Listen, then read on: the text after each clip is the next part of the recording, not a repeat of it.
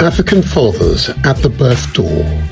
Do not call him a visitor when he stands at the edge of birth. Do not call him an extra when his heartbeat is counting every breath she takes, every pause in the room, every look exchanged between people in uniform who may not yet understand that he is not trouble. He is a father.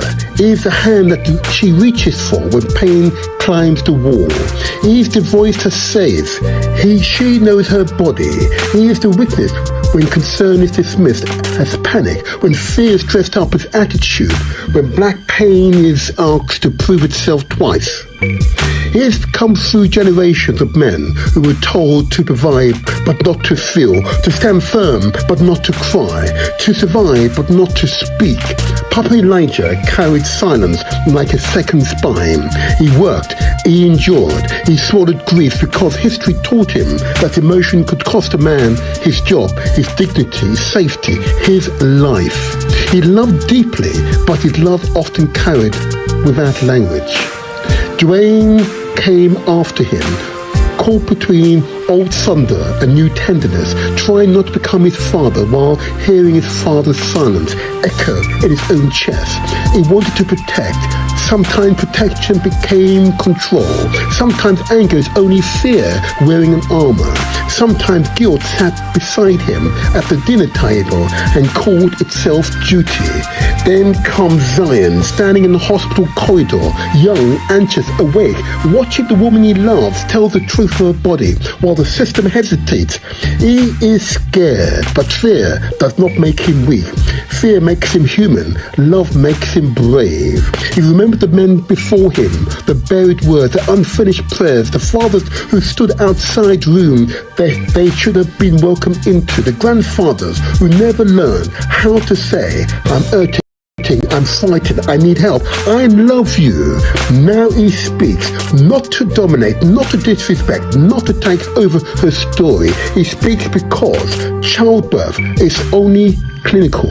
It's a spiritual, it's emotional, it's an ancestral. It is the place where bloodlines breathe and medicine and memory meet under bright hospital lights. He speaks because Leah must be heard. Leah is more than a patient. Leah is more than a statistic. Leah, whose dignity matters as much as her survival. Leah, whose pain carries the weight of 1,000 of black women who said something is wrong, where they met that delay, doubt, protocol, or silence. An African father at the birth room is not a threat. He is a shield. He is a witness. He is a memory keeper. He is the future builder. He is the one who may notice when her voice grows tired. He is the one who may ask again when the first answer is not enough. He is the one who carries the birth plan, the question, the emergency numbers, the bag, the fear, the hope, the prayers. When security enters the story, when authority mistakes advocacy as aggression, when a father's love is treated as a problem to be managed, the whole room must ask, who is being protected? Who is being silenced? Who is allowed to care loudly? Who is allowed to be afraid? African fathers have stood too long at the doorways of systems built without their image in mind. But still they come, still they scan, they come to clinics, they come to labour wards, they come with questions written in folded paper, they come after night shifts, they come after buses, estates, churches, barbershop, building sites, council chambers, classrooms and kitchens. They come because fatherhood begins before the first cry. It begins in the waiting, in the learning, in the trembling hand placed gently on a pregnant belly, in the promise whispered to an unseen child. I will not pass on only survival. I will pass on healing. I will pass on courage. I will pass on voice. The umbilical cord is not only between mother and baby, it stretches through fathers too. Through the old man who finally tells the truth, through the middleman who finally admits I am scared, through the young man who becomes an advocate because silence nearly costs too much. This is African fatherhood during pregnancy and childbirth. Not perfect, but present. Not always certain, but committed. Not always heard, but still speaking. Not invited enough, but still showing up. So let the record show. When African fathers stand beside African mothers, families are stronger.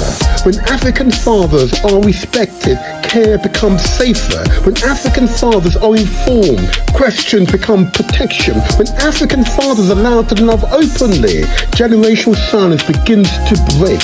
When a child is born into a room where the mother is heard, the father is respected, and the family is treated with dignity, the child inherits more than breath. The child inherits possibility.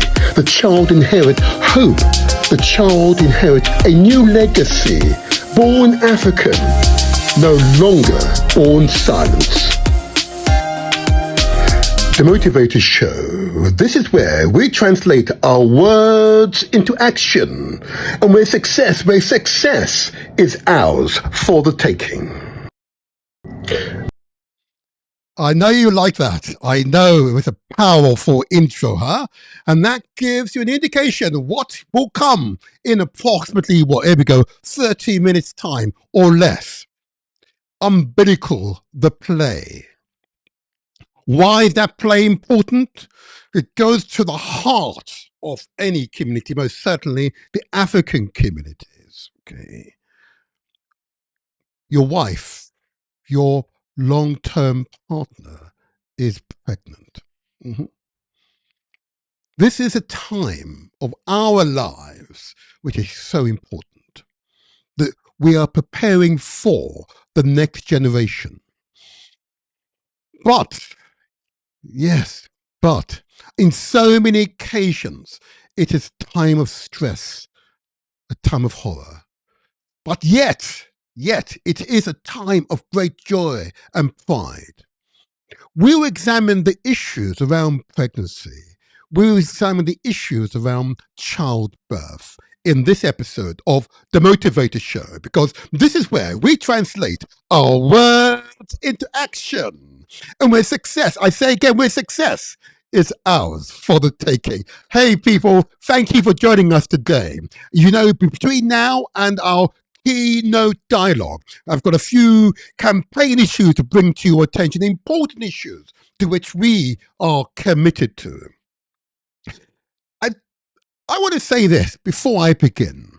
You recall, of course, Dr. Carlton Brown, the man who sits at the very centre of wealth creation in African communities here in Britain and Europe. A man who has dedicated himself to uplifting the peoples, absolutely uplifting the peoples. Okay. You remember his book, The Race Paradox, how institutions fail on integration and race.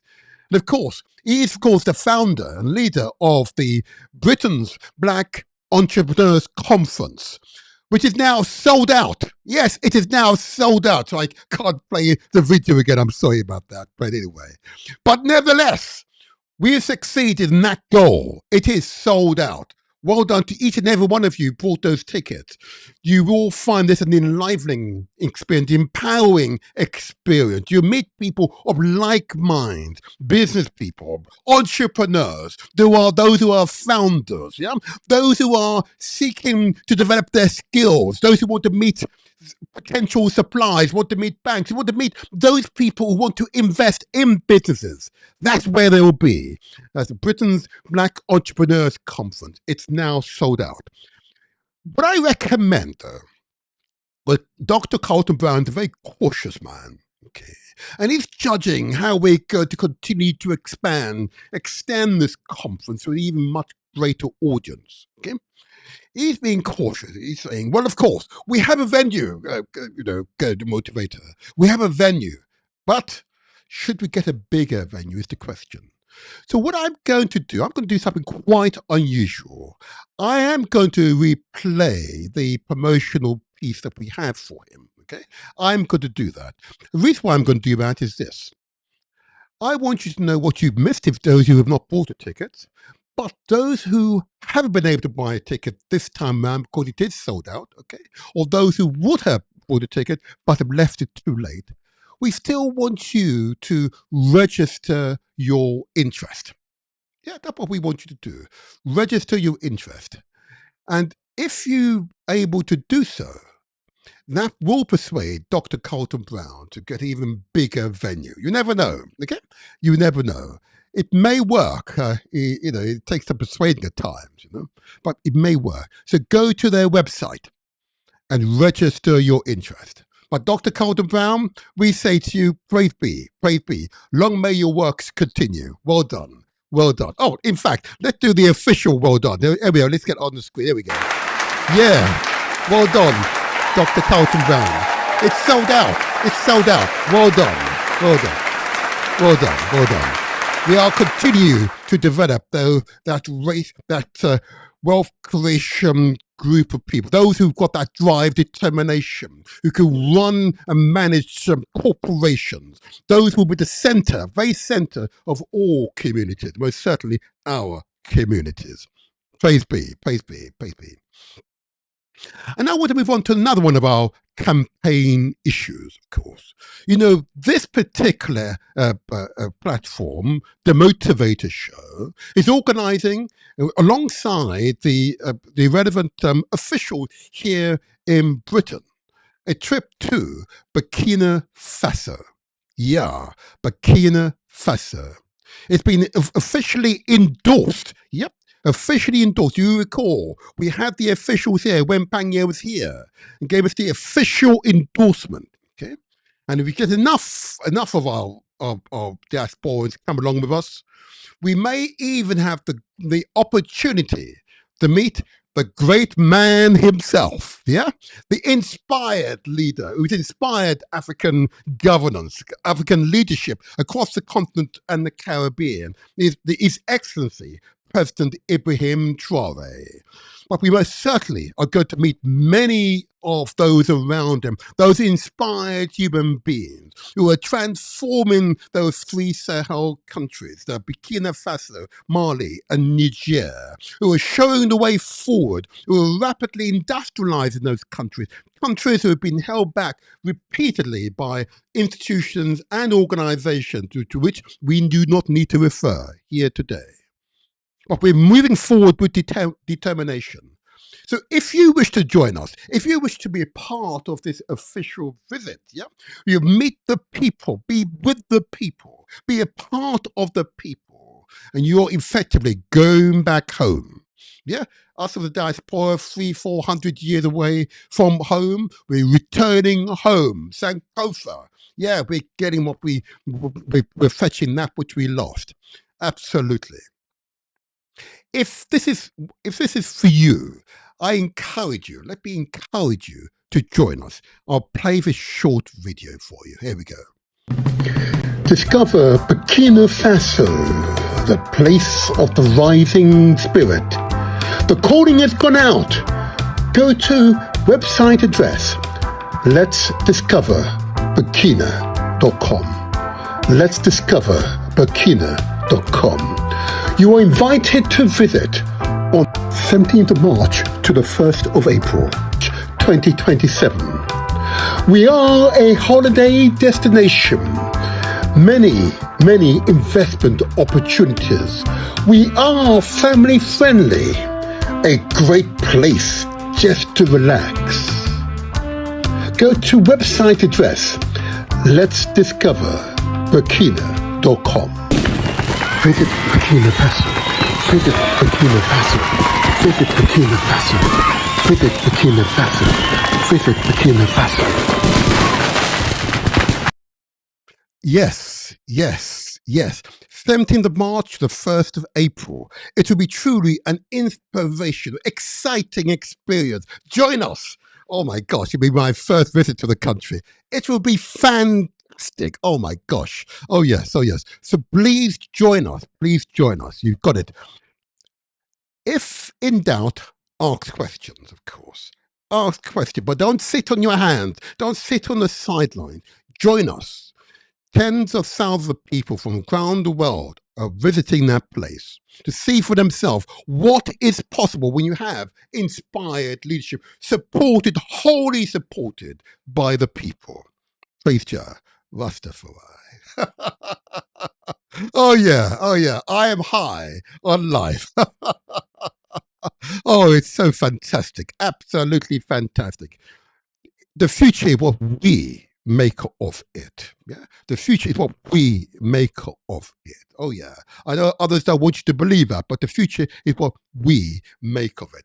Oh, I'm supposed to put on the screen your QR code. There you are. This is the QR code. I'm told that many of you youngsters love the QR code. So if you're viewing this on your TV, there you are. That's the QR code. Point your camera at the TV. There you go.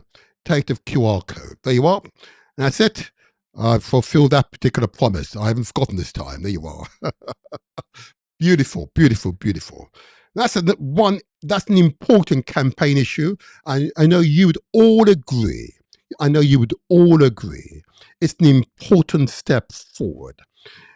It runs contrary to the propaganda that often is perpetrated here in the West about Africa and African governance. Okay, and of course they're happy and very quick to show anything bad or not so good. But when it is good, when it is powerful, when it is meaningful, oh, very sluggish. It's like petrol prices or gas prices, my cousin America would say. It goes up very quickly as soon as something happens, but very slow to come down again. Yeah, we all know that. We all recognise that. Very similar situation. Nevertheless, remain strong, and we together will prosper. Well done, Wimpanya. We look forward to seeing you all soon. Very, very soon. Very, very soon. Another one of our campaign issues, and we'll go to our main dialogue in 10 minutes' time. Okay. This is one I know you will all acknowledge and recognize. And that is the issue of FGM, female genital mutilation.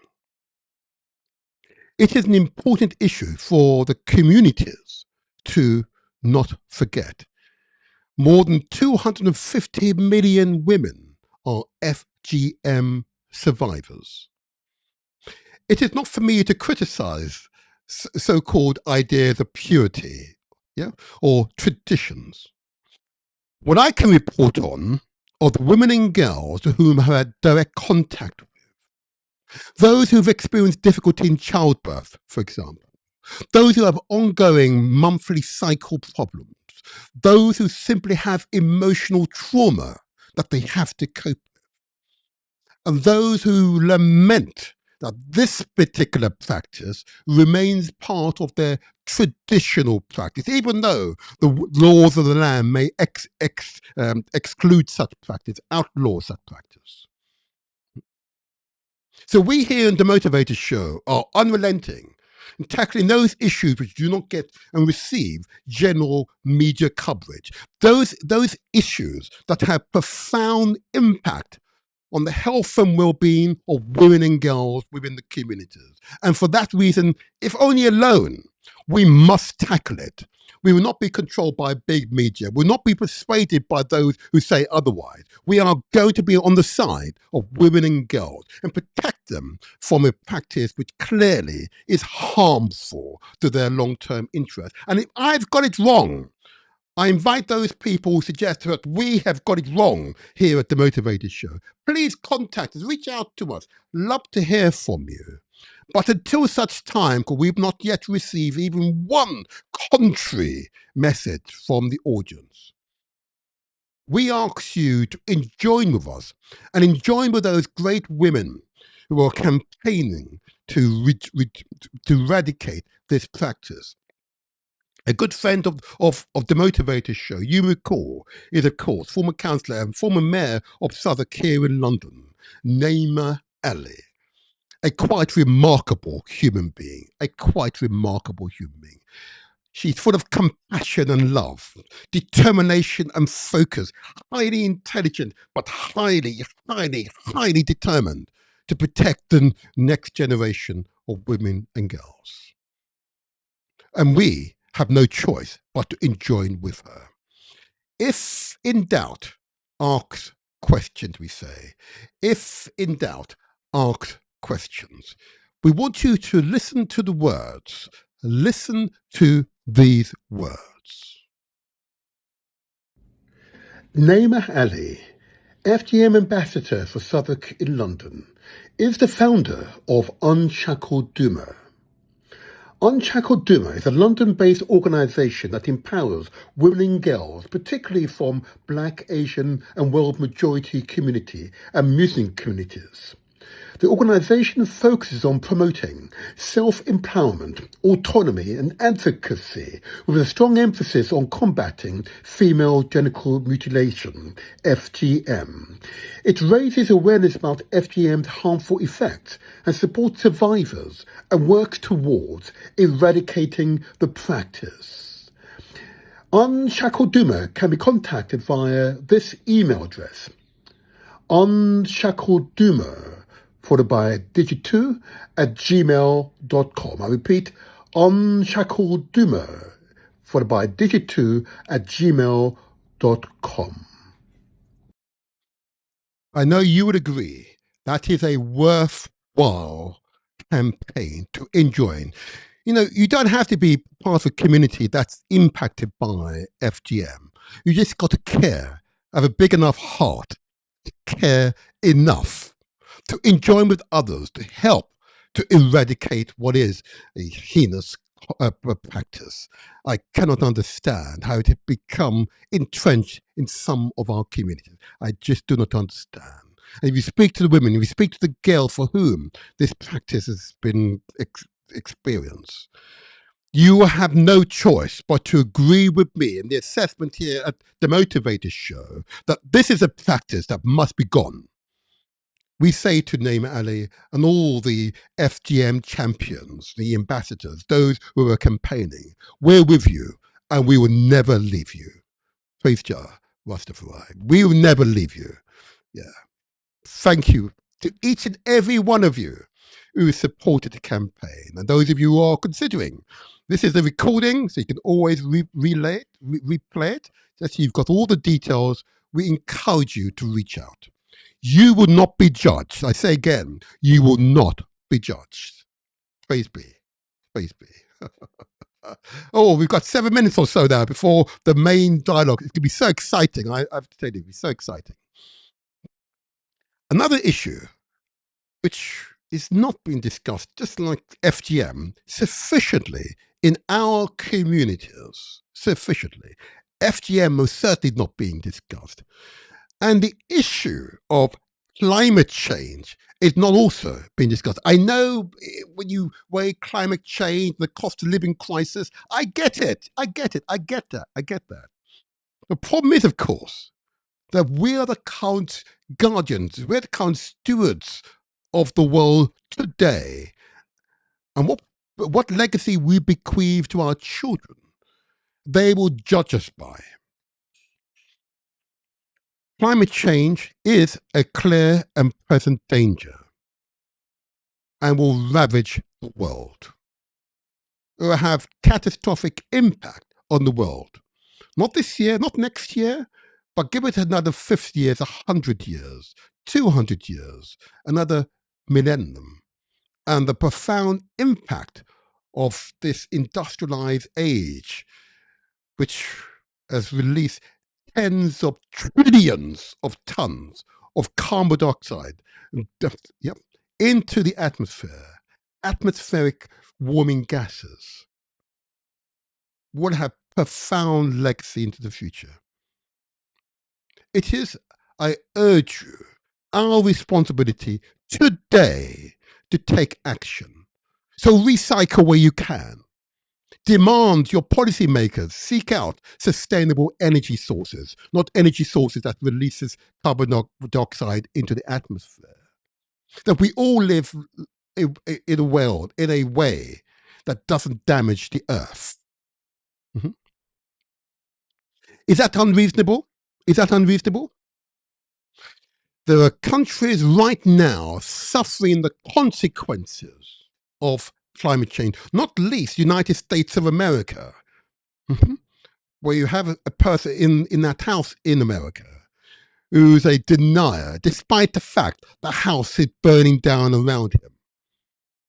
There are islands in the Caribbean, of course, I've referred more recently to Jamaica, to which there's an enormous campaign to raise donations to support the people of Jamaica who were devastated by the most recent hurricane, Hurricane Melissa, a Category 5 hurricane with winds of more than 187 miles an hour, more than 100 kilometers an hour, and caused significant destruction to communities, properties, and some loss of life.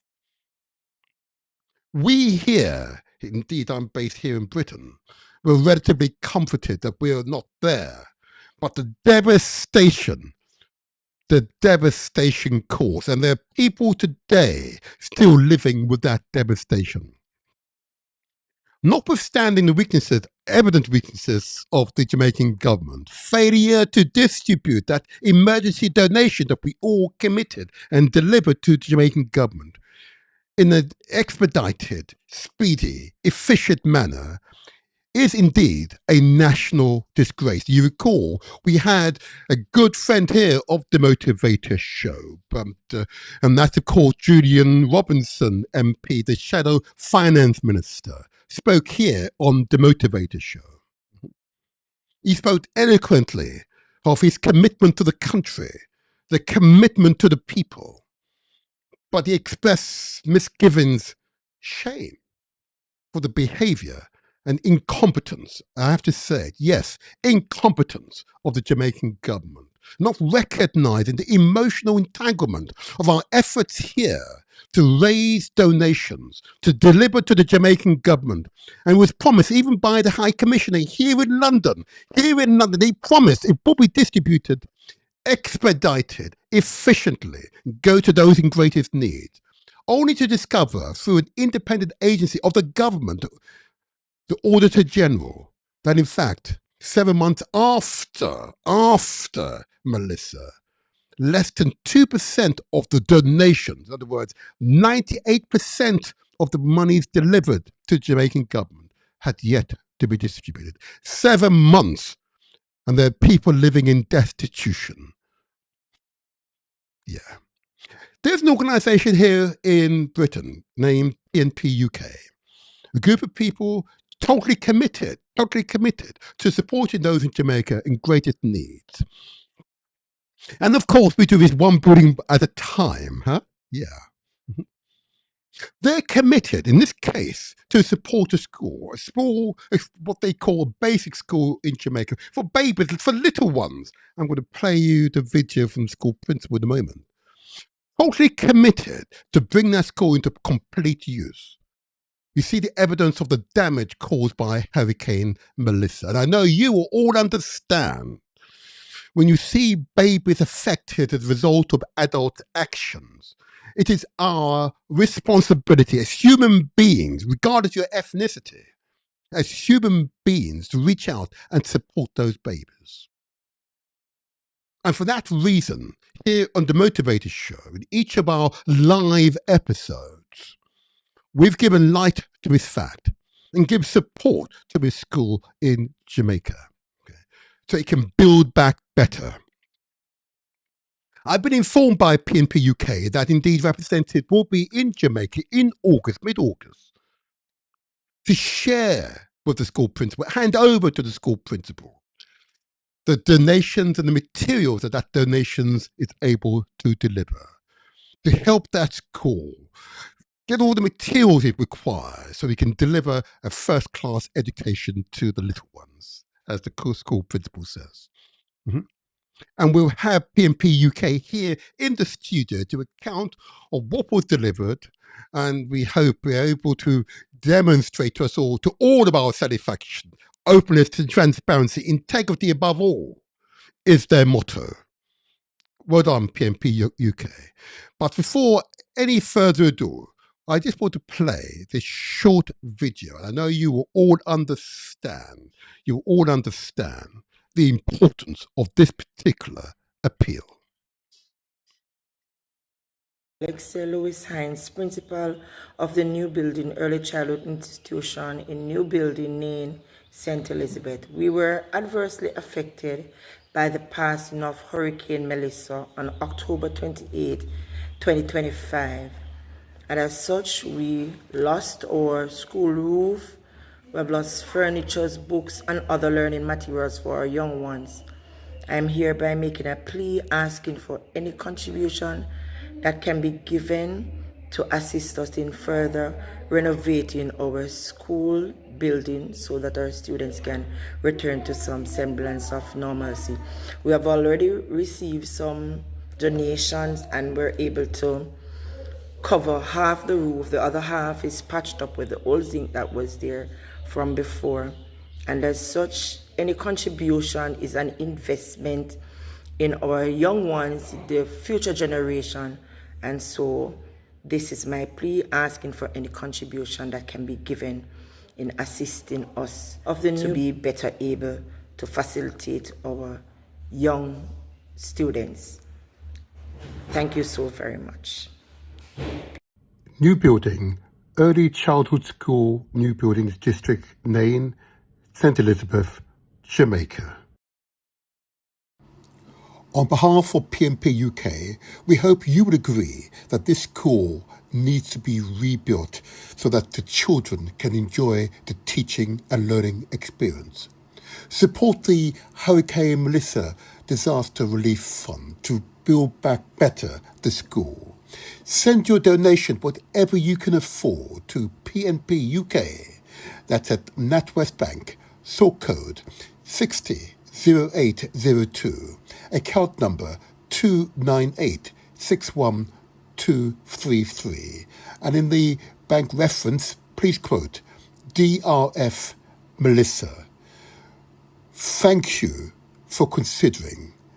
Thank you for your donations. Well done. Well done. Again, thank each and every one of you who have contributed here. It has made a great difference.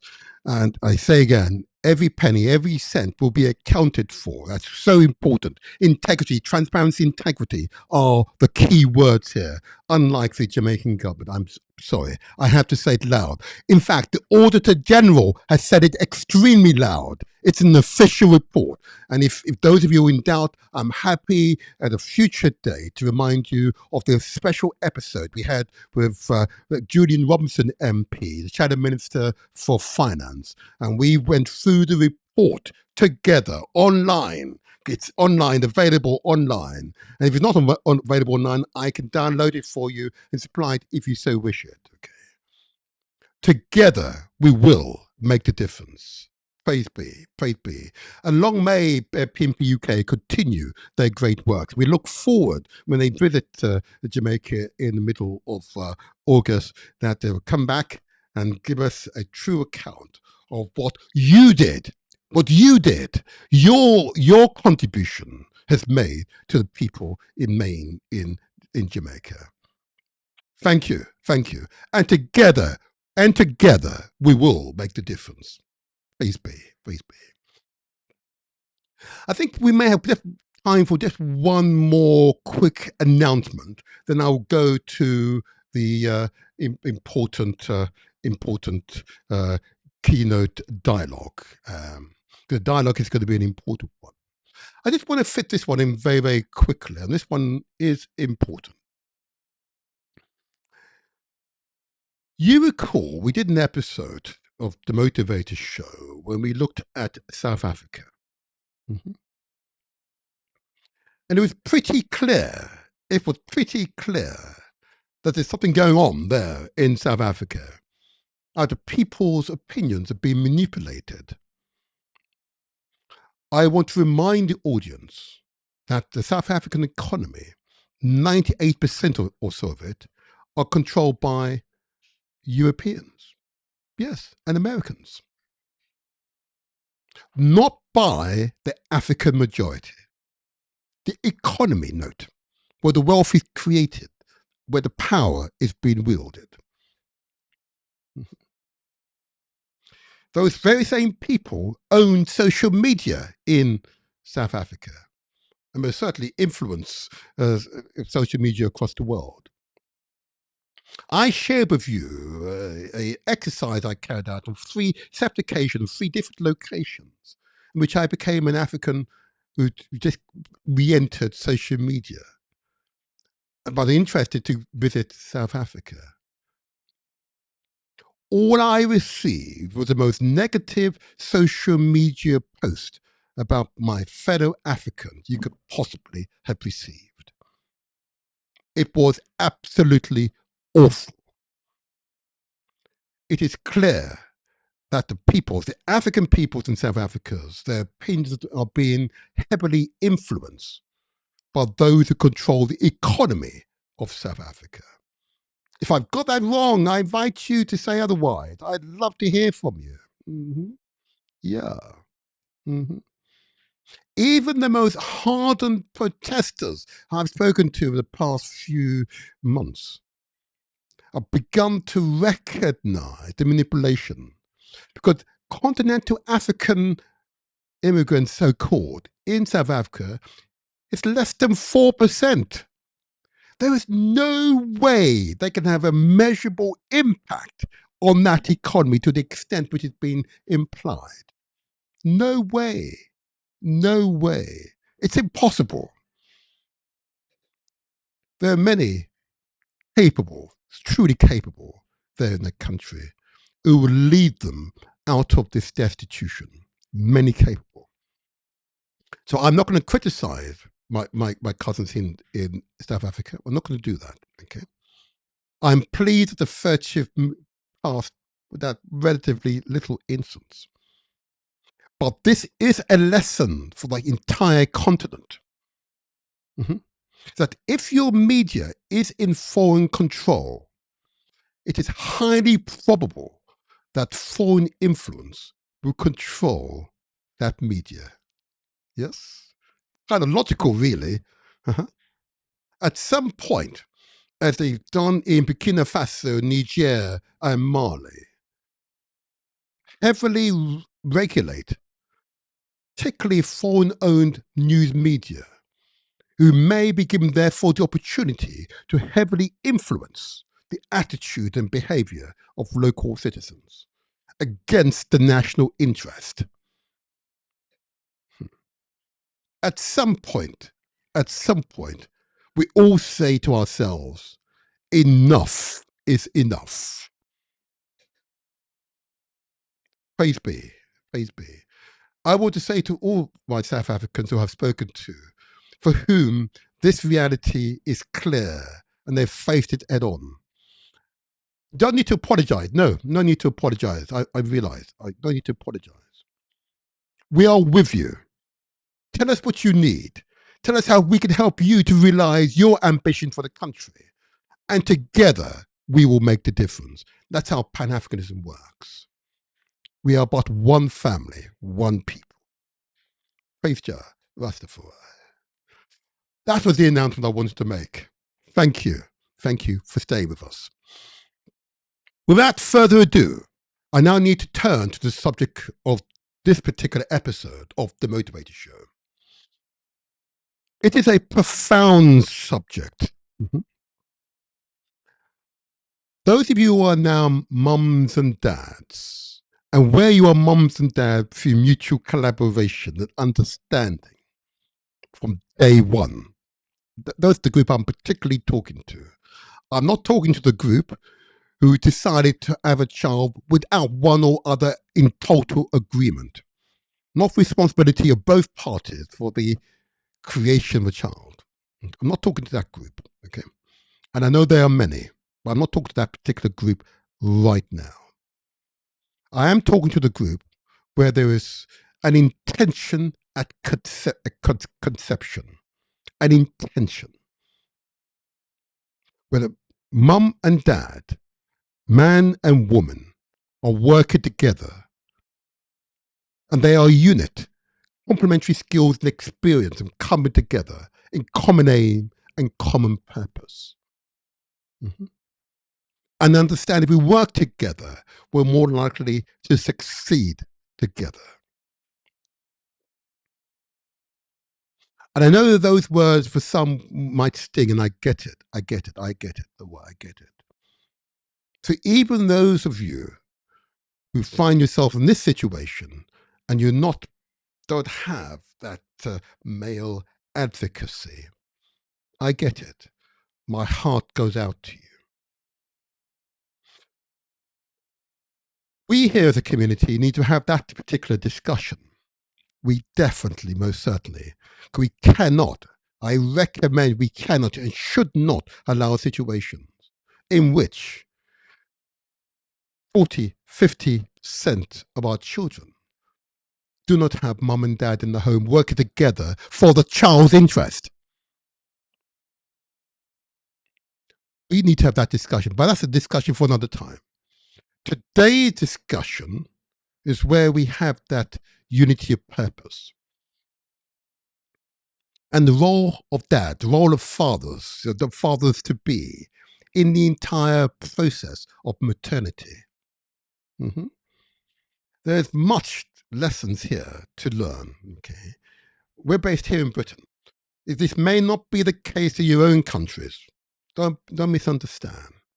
It could be significantly better than the play to which I refer to, Umbilical. Mm-hmm.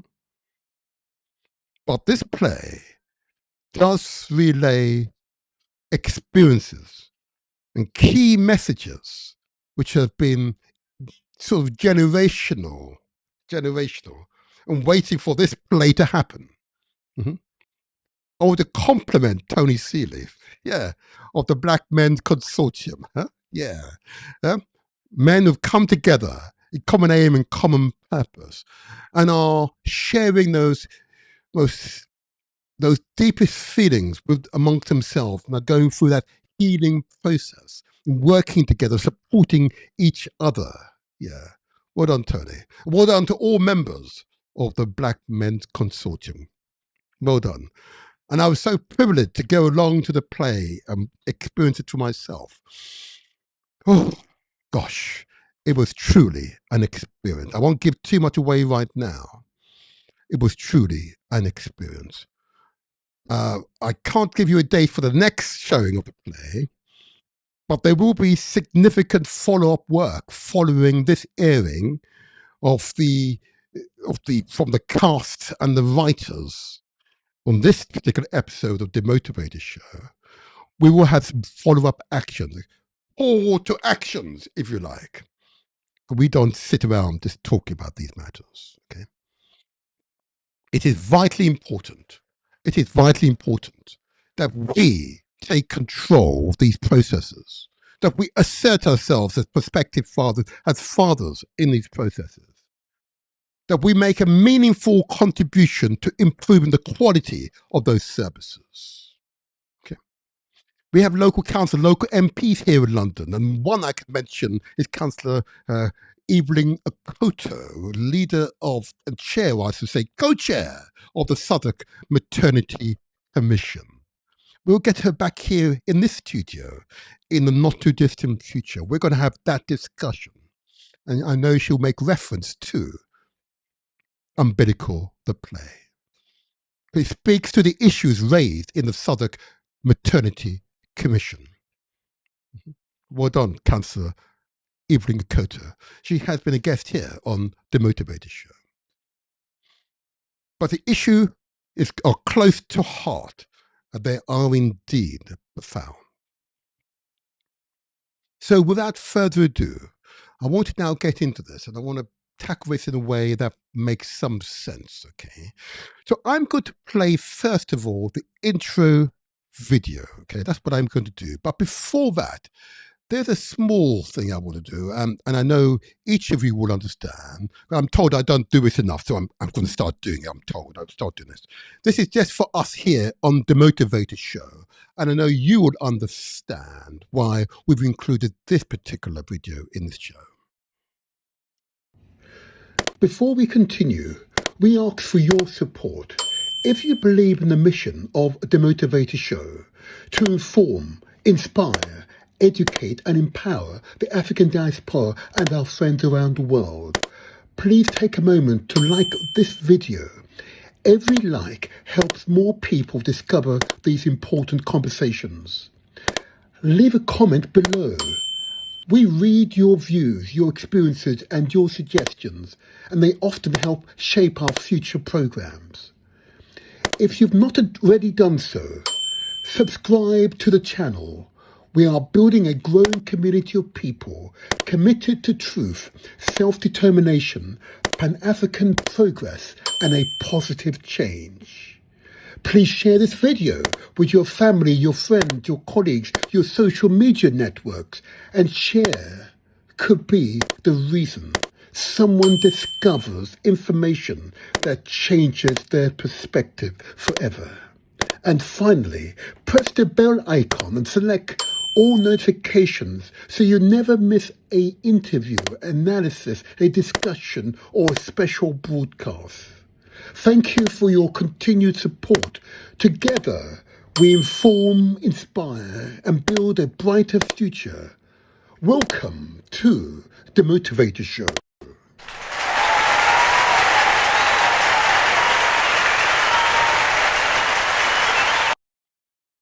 Thank you for your support there. Thank you for support.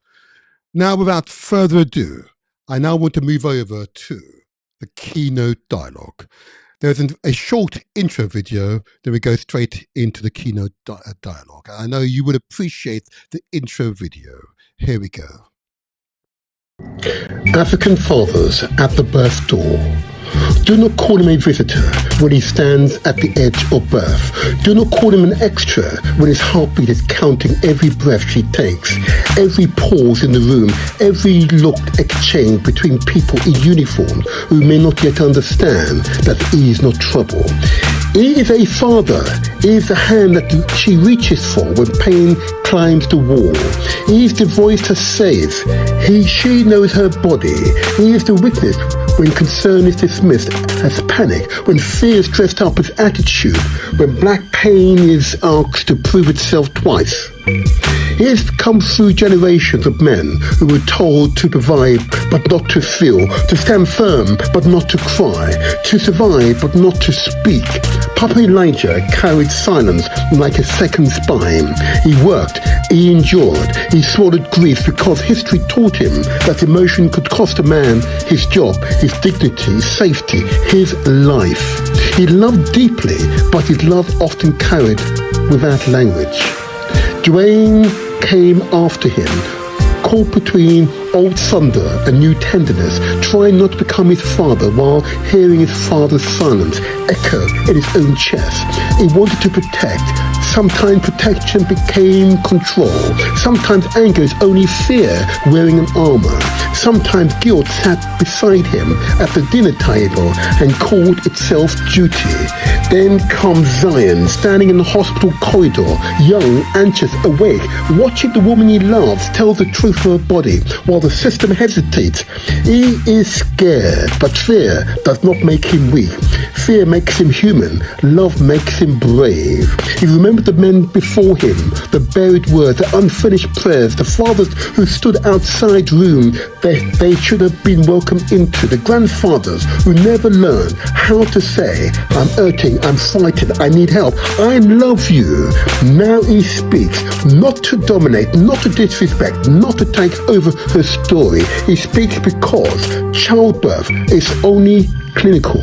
It's a spiritual, it's emotional, it's an ancestral. It is the place where bloodlines breathe and medicine and memory meet under bright hospital lights. He speaks because Leah must be heard. Leah is more than a patient. Leah is more than a statistic. Leah, whose dignity matters as much as her survival. Leah, whose pain carries the weight of 1,000 of black women who said something is wrong, where they met that delay, doubt, protocol, or silence. An African father at the birth room is not a threat. He is a shield. He is a witness. He is a memory keeper. He is the future builder. He is the one who may notice when her voice grows tired. He is the one who may ask again when the first answer is not enough. He is the one who carries the birth plan, the question, the emergency numbers, the bag, the fear, the hope, the prayers. When security enters the story, when authority mistakes advocacy as aggression, when a father's love is treated as a problem to be managed, the whole room must ask, who is being protected? Who is being silenced? Who is allowed to care loudly? Who is allowed to be afraid? African fathers have stood too long at the doorways of systems built without their image in mind. But still they come, still they scan, they come to clinics, they come to labour wards, they come with questions written in folded paper, they come after night shifts, they come after buses, estates, churches, barbershop, building sites, council chambers, classrooms and kitchens. They come because fatherhood begins before the first cry. It begins in the waiting, in the learning, in the trembling hand placed gently on a pregnant belly, in the promise whispered to an unseen child. I will not pass on only survival. I will pass on healing. I will pass on courage. I will pass on voice. The umbilical cord is not only between mother and baby, it stretches through fathers too. Through the old man who finally tells the truth, through the middleman who finally admits I am scared, through the young man who becomes an advocate because silence nearly costs too much. This is African fatherhood during pregnancy and childbirth. Not perfect, but present. Not always certain, but committed. Not always heard, but still speaking. Not invited enough, but still showing up. So let the record show. When African fathers stand beside African mothers, families are stronger. When African fathers are respected, care becomes safer. When African fathers are informed, questions become protection. When African fathers are allowed to love openly, generational silence begins to break. When a child is born into a room where the mother is heard, the father is respected, and the family is treated with dignity, the child inherits more than breath. The child inherits possibility. The child inherits hope. The child inherits a new legacy. Born African, no longer born silence.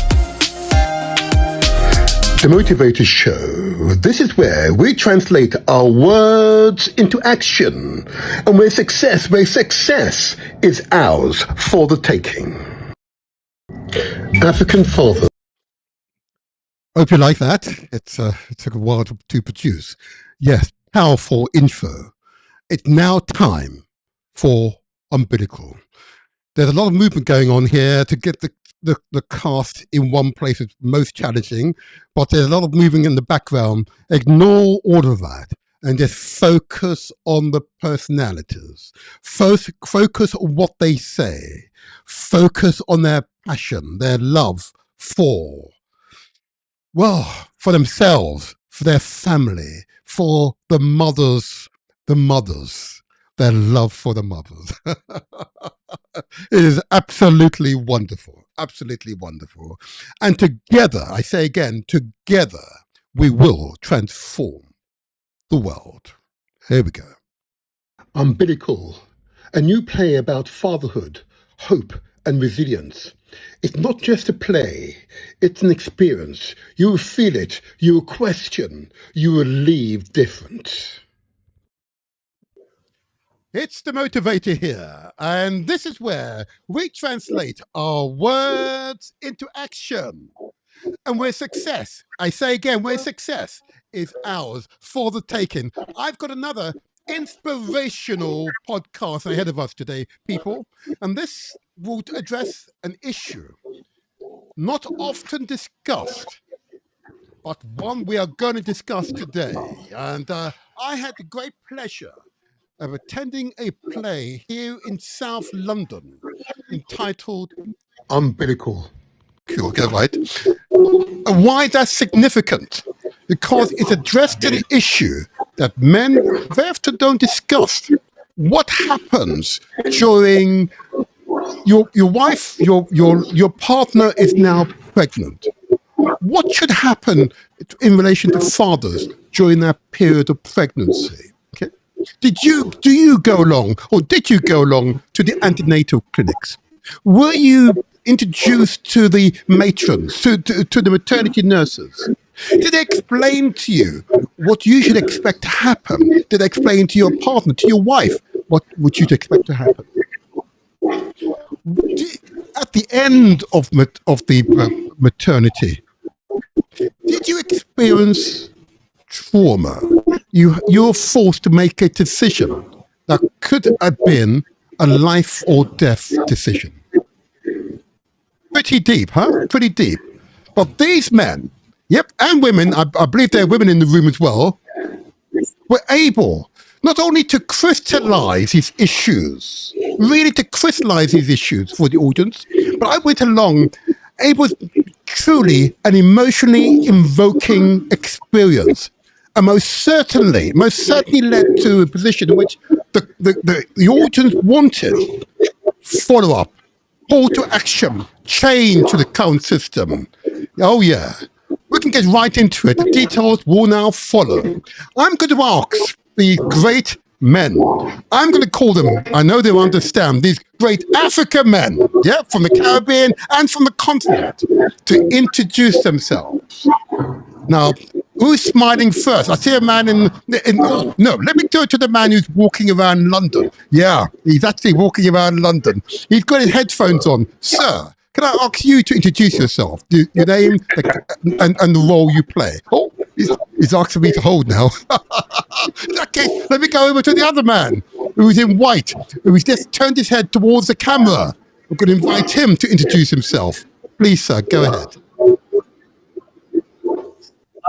Okay, so in case you couldn't hear me, my name is Shimon. I'm one of the members of the BFT 100. I alongside with Lloyd, co-produced and co-wrote and co-directed the Umbilical production. And my role is I play Dwayne, who is the father in production of Umbilical.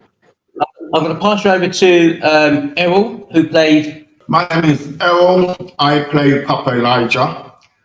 I'm a member of the BMC 100 also. So I pass on to the next cast member. Yeah? Yep, go ahead. So I'll pass on to you, Sid. If you will come closer to the camera, it'd be great. You got me there? Yes. All right, so I'm Yusuf Muhammad, and basically I play the racist security guard. You say with such pride, Yusuf. Who's the next one? Who's the next one? Yeah, so my name is Lloyd. One of the co-writers and co-facilitator of Umbilical, Born Black, Born Silent. And I'm also one of the backup actors for Dwayne's character of Dwayne and the character of Papa Elijah. But I've only had to play Dwayne once. Thank you very much. Thank you very much. In the NHS, we want to provide care that meets your individual needs, circumstances and choices. Every pregnancy is different. Personalised care and support planning helps to build a picture of everything that might affect this pregnancy: your medical history, previous experience of pregnancy and birth, and your family circumstances. It brings this together with your views and choices so that you can be offered the best possible care. In maternity care, you can expect to be recognised as the expert on what matters to you. Your views will be listened to and valued. Your midwife, doctor or other healthcare professional will share with you information on the pros and cons of different options in a way that you can understand. You decide on the care that is best for you and your baby. Your healthcare professional will give you as much support as you want to make decisions. Your choices will be respected, recorded and followed. Your care will be personalised to meet your needs. To help you get the most out of your appointments, you might want to think about what is important to you at each point of your pregnancy and prepare any questions you have beforehand. What are my options? What are the pros and cons of those options? What support and information do I need to make my decision? You don't have to decide everything at once, and your views might change, especially if you get new information. Some hospitals provide a personalised care and support planning booklet or app where you can prepare your thoughts, feelings and questions. Pregnancy and birth are both life-changing events. We will ensure that you receive care that meets your individual needs, that you feel safe and supported with your decisions, and that you are treated with dignity and respect. So we're now setting the scene. And if I may start with yourself, Sharon and Lloyd. Question I just want to begin by asking is, what personal, community or historical experience first compelled you to write Umbilical, a born black, born silence? What was, give us some context. Okay, so I can start. So back in March 2025, there was a program on TV, and it was Emmerdale, and they had did a show about black maternal health care, which I didn't watch, but Shimon had watched, and he found the content of it a bit unrealistic, to say, in regards that he's a black woman who's having a child, and there was no black father or father present during that whole entire show. So he came and he said, and he spoke his feelings, his heartfelt feelings are like, don't black fathers exist? We do. Yes. And he said, Lloyd, we have to do something about it, and maybe we can address it in one of our shows. And that's how it really started for me. Thank you. That's an interesting response, because the daytime TV here in Britain, it's very popular. So it's interesting that that has sparked this play. Okay. Sharon, did you want to add to anything what Lloyd has said? Yes, and like what Lloyd said, when I saw this storyline on how the person of colour was treated during her labour and her pregnancy, I thought it was shocking. And working alongside within the social service network, I've come across scenarios like that, real life scenarios in the past, but never really kind of took as much notice as I should have done. But when I saw this storyline, I said to Lloyd, our next production, we've got to do something about this. We've got to highlight this on how it affects families, and how the NHS, although the NHS is amazing, and I can't fault the NHS because a lot of us wouldn't be here if it weren't for the NHS, there are still some issues where women of colour are losing. If I may, maybe if I just ask this question of you, because you're just maybe going into my next question. Why did you choose to examine medical racism through 3 generations of black men, rather than focusing only on the hospital scenes?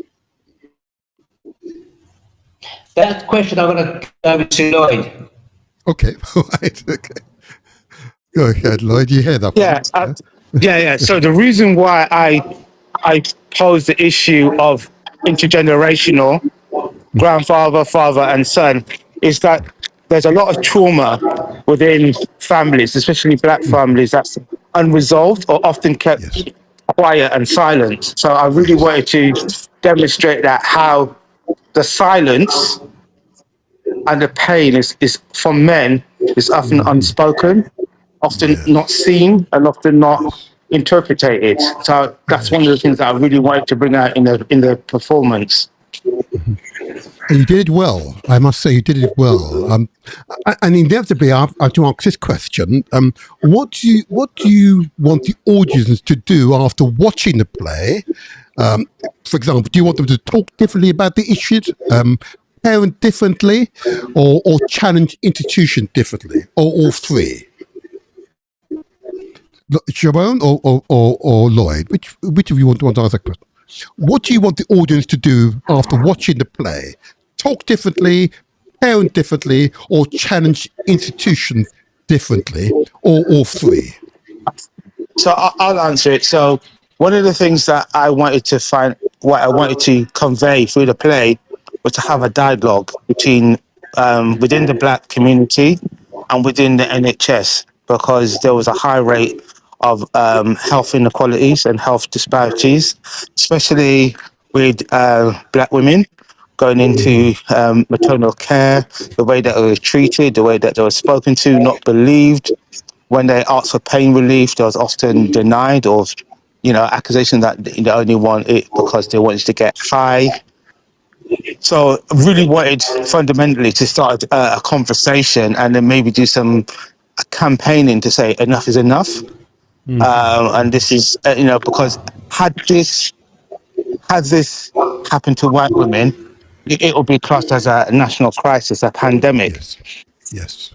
5 times more likely to die in childbirth. It's horrifying. That's extraordinary. And we shouldn't have a situation like this. Time and time again, Black women said to me they weren't listened to.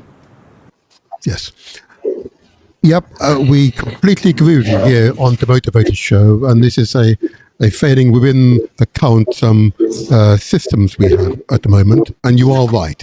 And therefore, it's our responsibility to continue to highlight these issues so that those who are responsible for public services are called to our attention. So I agree with you. But of course, the play uses the umbilical cord as a metaphor for history, trauma, culture, and love. Okay. And you did it quite brilliantly. So this question I want to ask of you. The play says survival is not the same as living. How does Papa Elijah's silence show both strength and deep emotional injury? Papa Elijah. Oh yes. Hello, Papa Elijah. Yeah, I'm sure you can. Yes. Papa Elijah. That's a very interesting question because, growing up, coming over from when West Indies to the UK, I'm going through such trauma. My father only taught me about survival, bringing food in and cooking for the family and working. He sat me down as father's son to have certain conversation about birds, bees. It was all about your room, read your book, get a trade. There was never a conversation around how I was feeling as an individual. So my feelings, my emotions, my opinions wasn't necessary, never even brought up into a conversation. So I never understood what anxiety was. I never understood what emotion should be feeling within a man. So I never had these conversations with Dwayne whatsoever. Again, what was passed down from my father to my son was exactly the same thing. Get on with it, Yeah. Read your book, get a trade, do the washing up, clean up the yard. Yeah. And that was the manly things to do. Yeah. So that's the perception growing up. And as far as I'm concerned, that I don't see anything wrong with it. But however, growing older and wiser, my experience through this production, I can see how damaging this can be for Dwayne growing up, and how that can trickle down to his son. My grandson could also be emotionally damaging. And worrying for all, above all, is Zion's firstborn. So I've got to take some responsibility for that. But how do I, if I never had those an understanding about how my behavior could actually trickle down to the generations of generations? Okay. Thank you, because you've most certainly stimulated a discussion. And I know that Papa Elijah believes a man's job is to provide. At what point does provision without emotional expression become damaging, Papa Elijah? Exactly. As I said before, it's all about providing. That's all I know. And that was the priority of my list from day to day, 7 days a week, 365 days of the year. That's all I knew. And again, as I mentioned earlier, that damaging aspects in terms of emotion, even my emotions. Little did I know, if somebody was sat me down and said, "Do you realise that there are certain services out there to support you in terms of bereavement and the loss of your wife through trauma, through maternity care?" There was nothing like that was offered to me at all. And maybe if there was, that maybe I would explore about my anxieties and emotions, and that wasn't the case. So as I said earlier, it impacts on the way, and I can see that really put a strain on our relationship. And there is masses of guilt around that, because I do believe that if those resources were put in place, I think I could have been maybe not so much a better father, but maybe a better person to support him. Yes. Well said. Thank you for that. And I can totally relate to you. I can totally relate. It's, and I suspect there are tens of thousands of men out there who are watching this who can relate to your words. Now, Dwayne spends his life trying not to become his father, yet repeats some of his patterns. What does this reveal about inherited trauma? Before we continue, we ask for your support. If you believe in the mission of the Motivator Show to inform, inspire, educate and empower the African diaspora and our friends around the world, please take a moment to like this video. Every like helps more people discover these important conversations. Leave a comment below. We read your views, your experiences and your suggestions, and they often help shape our future programs. If you've not already done so, subscribe to the channel. We are building a growing community of people committed to truth, self-determination, Pan-African progress, and a positive change.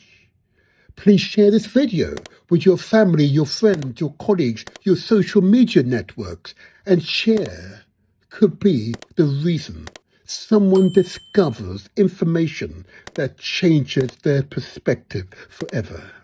And finally, press the bell icon and select all notifications so you never miss an interview, analysis, a discussion, or a special broadcast. Thank you for your continued support. Together, we inform, inspire, and build a brighter future. Welcome to The Motivator Show.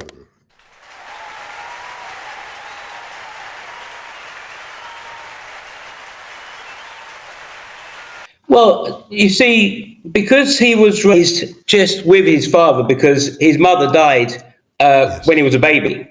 So he was just raised in a single household, but through a father who was raised in a certain way, which wasn't with today's standards, i.e., the way he raised his son. So Dwayne was trying to work within today's society, also struggling because his father was from the old school. But what he tried to do also was he wanted to raise his son in a different way from how he was raised by his father. But because they all live in the same in the same dwelling, it's very difficult. So trying to be independent, but you're still gonna have the traits of your parent, because that parent's been the one that's been the iron rod and it's been raising you, and you have to be seen to be raised in that way, although trying to move on and live within a different society, because intergenerational times change. Yes. Well said. It's quite insightful as you discuss it, of course, because, of course, Dwayne's protection becomes control, or appears to be controlling. How common is the tension in Black fatherhood and family life? I would say, growing up as a child from the 70s, it was very much a kind of authoritarian type of rule. You know, they never had a father and son conversation. It was more like, Indeed. do what I say. Discipline, Type of, huh? yeah, Discipline. yeah, yeah. And the only way to discipline was with a strap, with a belt. For some of us. Some of us. So there was Well, I was part of that, so. so there wasn't there wasn't that nurturing Yes, that you did. that me myself as a parent and as a grandparent, because I parent differently to how my father parented me. So it was me very much having a conversation with my son, Yes. having that conversation to my son that he can come and tell me anything, no matter how bad it was or how good it was. We will work it through together. And I talked to my son about relationships. I didn't have that with my father. So, and I know from a lot of my peers who are around the same age group now, they had very difficult relationships with their fathers.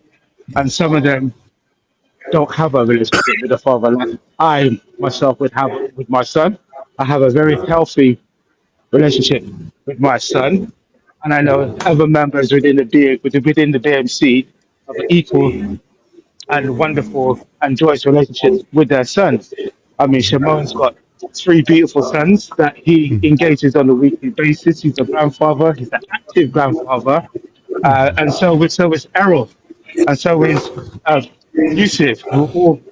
We're all different fathers because of the legacy that we had endured growing up through that time period. Yes. I don't know if anybody else wants to contribute to what I've just said. Yes. Everyone else wants to contribute because it is a feature, particularly for us for the Caribbean, about the sternness of our fathers. You know, anyone else want to contribute to that? Hello, can you hear me? Yes, we can. Yes. Who are we speaking to? Yeah, Matthew. We're getting echo. We're getting echo. That's better. Yeah, keep going. Keep going. Yes. Yeah. How would you respond to that question? The starness is real because, like, I had a conversation with my father recently about Father's Day and how I didn't text him on Father's Day, and that created a whole bunch of drama. Of course, my stepmother got involved, my sister, and I thought about it. It's like it was an intention for me because I was like, you know what? I don't have an emotional relationship with my father. And that's something that I wanted to talk about. Because that sternness, that, you know, do as I say, that whole, you know, not feel I am the authority.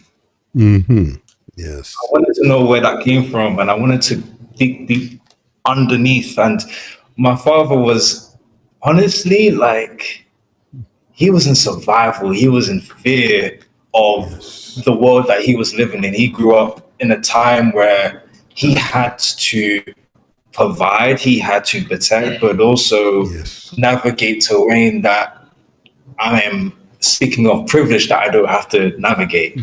And that is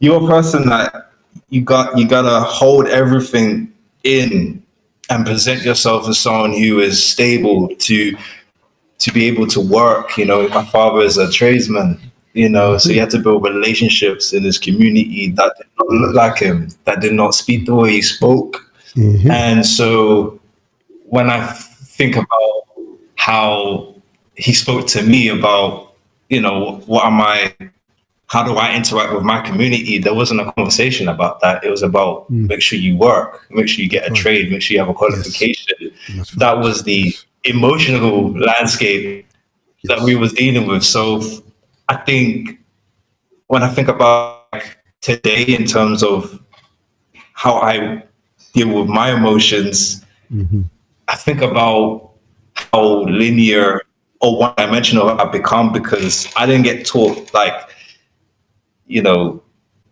like when there was stress, I would like keep it. That's right. Keep it in. Someone disagreed with me, or when I'm at work. Yeah, like I wouldn't express how I'm feeling because I'm mindful of how I'm being said, or if someone's gonna feel like I'm too hot or I'm too, it was from a place of monitor, right? I got to monitor myself, and that's an internal thing that has been beaten into me from a child. Yes. So, can I just say that at this point, that's something that I think about.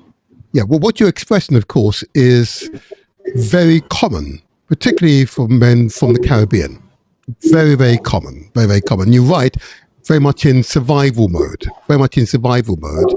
And you've just spoken for tens of thousands of men. I could reveal in my own family very similar profile. Very, very similar profile. And it is quite stark. And you're right. I sought a totally different relationship with my son. And you're absolutely right. Father's Day was very recently, and I would have been profoundly offended if he didn't send a message to me or pick up the phone and talk to me on Father's Day. Huh? Can you imagine? I would have been profoundly offended. So he made sure he called first thing in the morning. I think it was just after 7 o'clock in the morning, in fact. And he was on the phone chatting about, well, I didn't mind, for a good hour. I felt so good afterwards, I have to tell you. So I hear you. And thank you for sharing. Thank you for sharing. That's profound. Truly profound. Thank you. Thank you. Zion. Let me go to Zion, Can I just pick up on this one?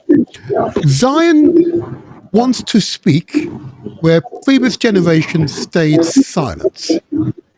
Is his voice an act of rebellion, healing, or both? Yeah, I would say it's a change. He wants to change the narrative.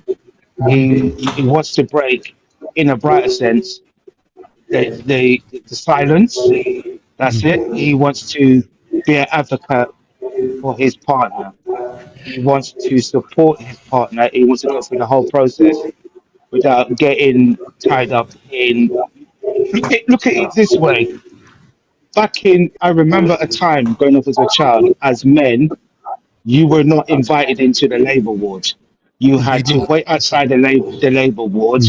Your partner would give birth, and it would be a round of applause, a cigar stuck into your mouth, and a glass of wine or champagne to celebrate the child. But nothing was said or done towards the partner. So I think Zion wants to change that narrative. He wants to make a change, not only for him, but symbolically for every young man his age group or around that age group. Yes. Well said.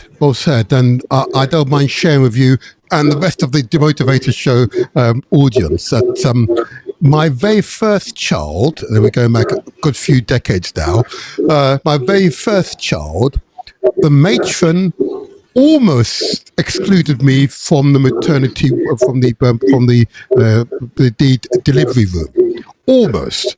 She asked a question of me, are you the father? I said, yes. Are you sure you want to be there? Because there might be a bit of blood.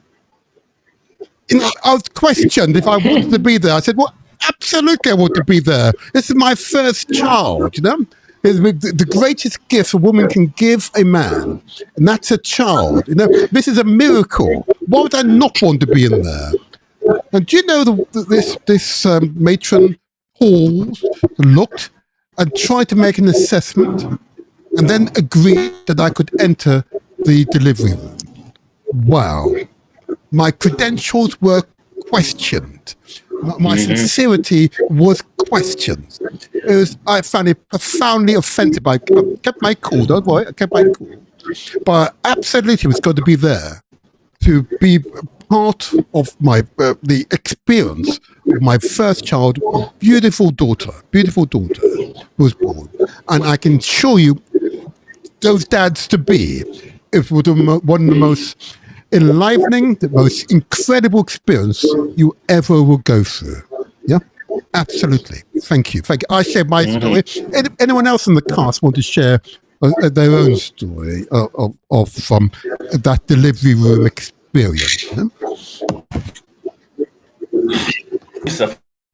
Okay. Hello. The black racist security guard. You say personified every time, huh? Yes, I'm prideful. We do have black people who are very racist and stereotype other people. It's facts.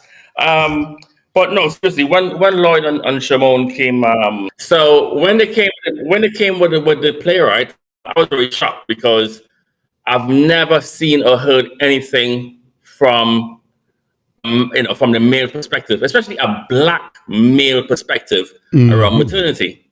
And for me, it was triggering because I'm a Muslim, right? And I wasn't born in this country. I moved here when in my early 20s, and we're having our first child, and we were in the hospital, and the way we were treated, it felt like not just the color of skin, but because we were Muslims, our religion was actually a barrier on the ward. Our rights as our religious belief was not respected. I felt like we had to tiptoe around the nurses and it felt like the staff, we had to accommodate the staff. The staff wasn't accommodating us. And it was very triggering. We told the staff, we told the nurses, we told them that, in our religion, we don't want any males in the room. So it has to be female nurses only. Okay. And my wife is there, legs open, and who walks in? A male nurse. Oh, wow. And I'm asking to leave the room, and he's looking at me like I have no right. It's down to the woman. It's down to the person who's giving birth, the lady, to tell him to leave. And I had to say, like, no, you need to leave the room because we already stipulated that males is allowed in the room. It's part of our. And I had to shout at him, and then he finally left. But what I'm saying is that, it felt to me like we had no rights. We actually had no right in the room, especially as a male who tried to advocate for my partner. It felt like I was disrespected. Yes, I understand. And that, I don't want anyone else to go through. Thank you for sharing. And another issue, of course, that's how well public services respond to the needs of different peoples in the community. For example, you wouldn't serve from a pork rib to Muslim or Jewish community members, Yep, you'd be sensitive to that. Yeah, you'd be sensitive to that, and I suppose I've got to ask the inevitable question: did you participate in the antenatal clinic? Did you go along with your wife to the antenatal clinic? And that's where many of these issues should really have been thrashed out. Did you have that opportunity? Never even heard of it. Oh, I see. No. Right. No. Oh, wow. No. But presumably your wife did go along to the antenatal clinic as part of the regular check to see the progress of the pregnancy? Yes. I think... right. Okay. If I'm correct, I was there. I think I was there for 2 appointments. If I was correct. Okay. Basically, again, I was shoved in a corner. Oh, right. I was like part of the footage here. Yeah. It was like you did something wrong. You harmed your wife. You made her pregnant. So be in the corner, in the naughty corner, sit in the naughty corner. That's what it felt like. I understand. Thank you for sharing.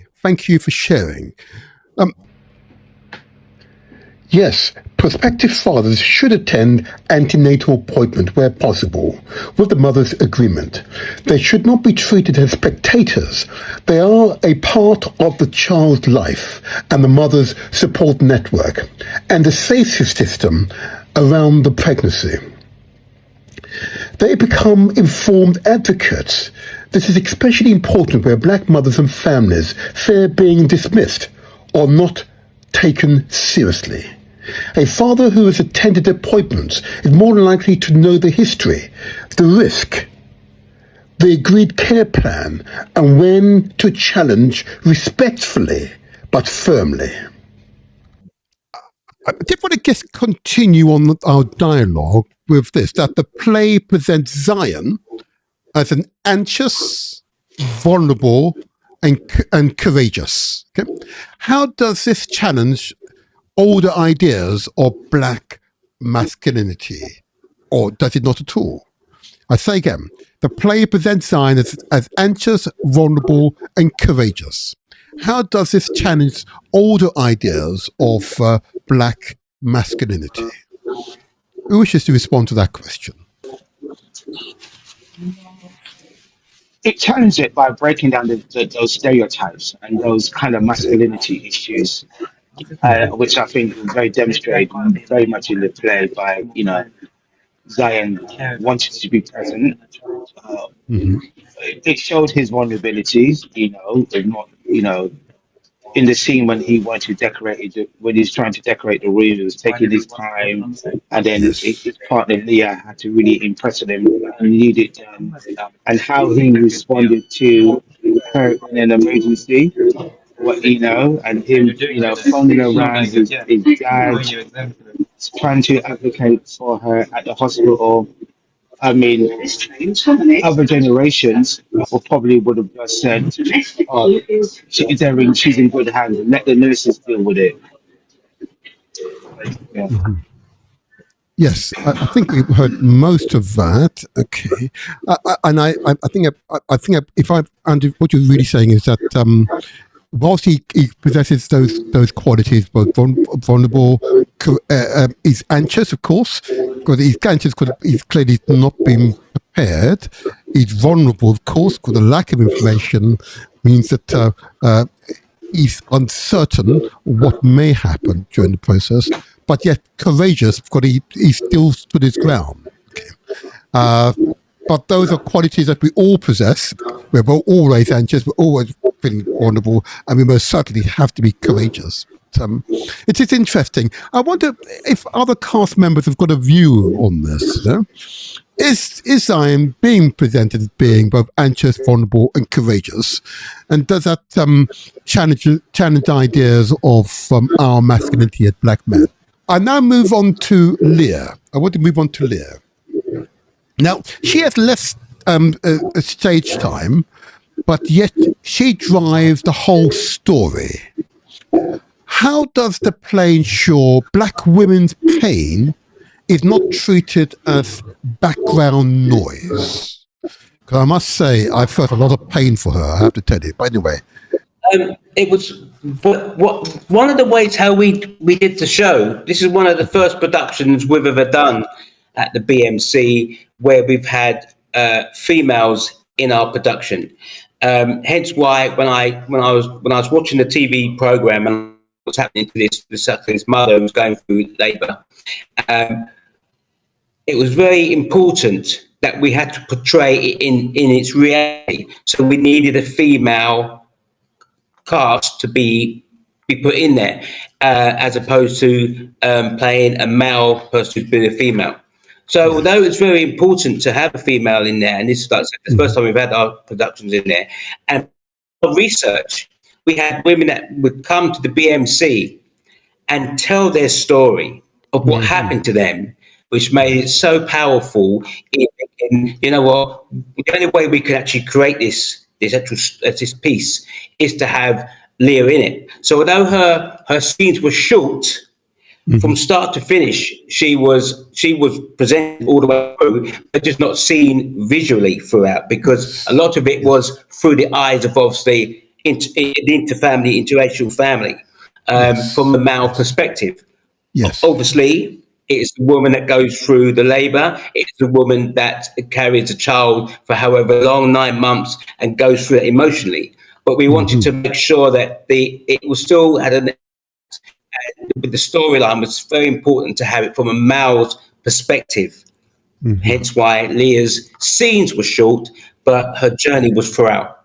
Yeah, absolutely. It was profound. Yes, you can. Yes, of course. And I would also say that she was, although her scenes were short, her voice spoke for many women, not in an audience, but globally, of the kind of health inequalities that many women experience during delivery, during the maternity thing. So yeah, it was quite important that her voice was seen, heard, and listened to. Yes, absolutely.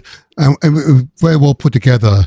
And I must say, I didn't cry, but my eyes watered at the end at what happened to her. I have to tell you. Oof, that was quite hot. That was quite hot, I must say. Well done. That was very well portrayed. Very well portrayed. And with that in mind, the play says the issue is not only maternal mortality, but maternal dignity. What does dignity look like in maternity care? Oh, Papa Elijah. I'll try and respond to that. So it is quite so many layers to the answer to that question. Yes. So just going back a little bit, if I may, Lloyd was invited to the House of Parliament or House of Commons. And the invitation came from the Motherhood Group UK. Okay. And on the back of that, cheekily as Lloyd is, he asked if he can bring some along to this motherhood session, which they held every year at the Parliament. So I was in attendance as Papa Elijah and my son Dwayne. The three of us attended this motherhood group. Okay. And me being Mr. Elijah, I stood up and purely, it wasn't difficult. It wasn't very difficult to identify the only three men in a massive space with about 90 plus women. Yes. And which they were very proud to see that there were men support them. Yes. And it was astonishing and heartbreaking and proud. And also, I left there with many, many, many stories of individuals, those women, what they went through to maternity care and how their dignity was dashed to one side. There was no respect whatsoever. They were never treated as human beings. And most of all, they were never treated as mothers to begin with, Black mothers. Wow. And that was stripped away before they even gave birth. And as a big grown-ass man as Papa Elijah is, he's very difficult for him to share his emotion. I tell you, he did shed a few tears that day for those women. I'm sure. Right? Yes. So, and Elijah left that space with abundance of love and respect for those women, and also for his dear departed wife Mavis. And Elijah came away with the fact that look, I would stand tall and provide dignity, make sure that the dignity is upheld as a man in my 80s. Right? So yes, I'll add that into that. Thank you. That was very good. Thank you for that. That was very good. And wow, Lloydie, can you hear us clearly now? Yeah, I can hear you much better now. Yeah. Okay. I still want to go back to you because that's why Papa Elijah. Oh, I look forward to meeting him in the flesh. There, yes, sir. So my question, just so we're clear, just remind you, the question was: the play says the issue is not only maternal mortality, but maternal dignity. What does dignity look like in maternity care? What it looks like is black women treated with respect, care, and listened to. Putting in training for midwives and nurses, and to make sure that the staff are culturally confident in what they're doing. Having resources put in. So one of the things that we had, and I don't know if you recall, was having that black baby doll, life baby doll that went through. So it's only so many years ago in medical textbooks and in appliances, they were all white. You never had any that looked like the black community. Yes. So that's why we need to adapt training. We need to have the adapt workshop. Thank you. And so, and we need to kind of demand respect from healthcare professionals. You know, Well said. everybody, Well everybody talks about the black health inequalities, but there are not a lot of people who do something about it.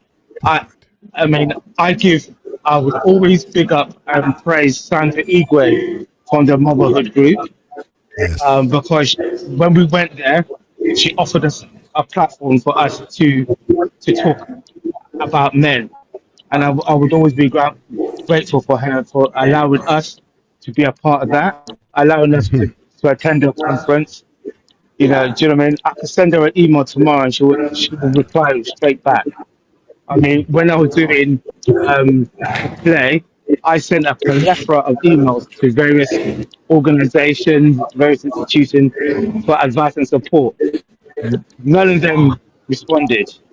The only two people with notoriety who responded was MP Bell Video Abbey, and she attended the very first show that we did, and she fed back to us and she commended us for the work that we did, and continues to continue to challenge the narrative.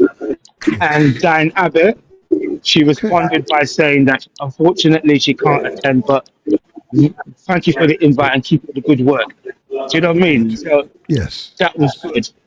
Do you know what I mean? And to have prominent figures like that, you know, one attended and one responded to you says a lot. Yes. And you know, and what's happened? So the show that you attended was the fourth show, and every performance that we've done, I've taken back the feedback from the audiences and tweaked the performance to reflect that. And each performance that we have done, there's been a lot of crying. Yes. There's been a lot of emotion. There's been a lot of emotional things. There's been a lot of people having open about baby loss. People talking about stillbirth. People talking about their own traumatic events.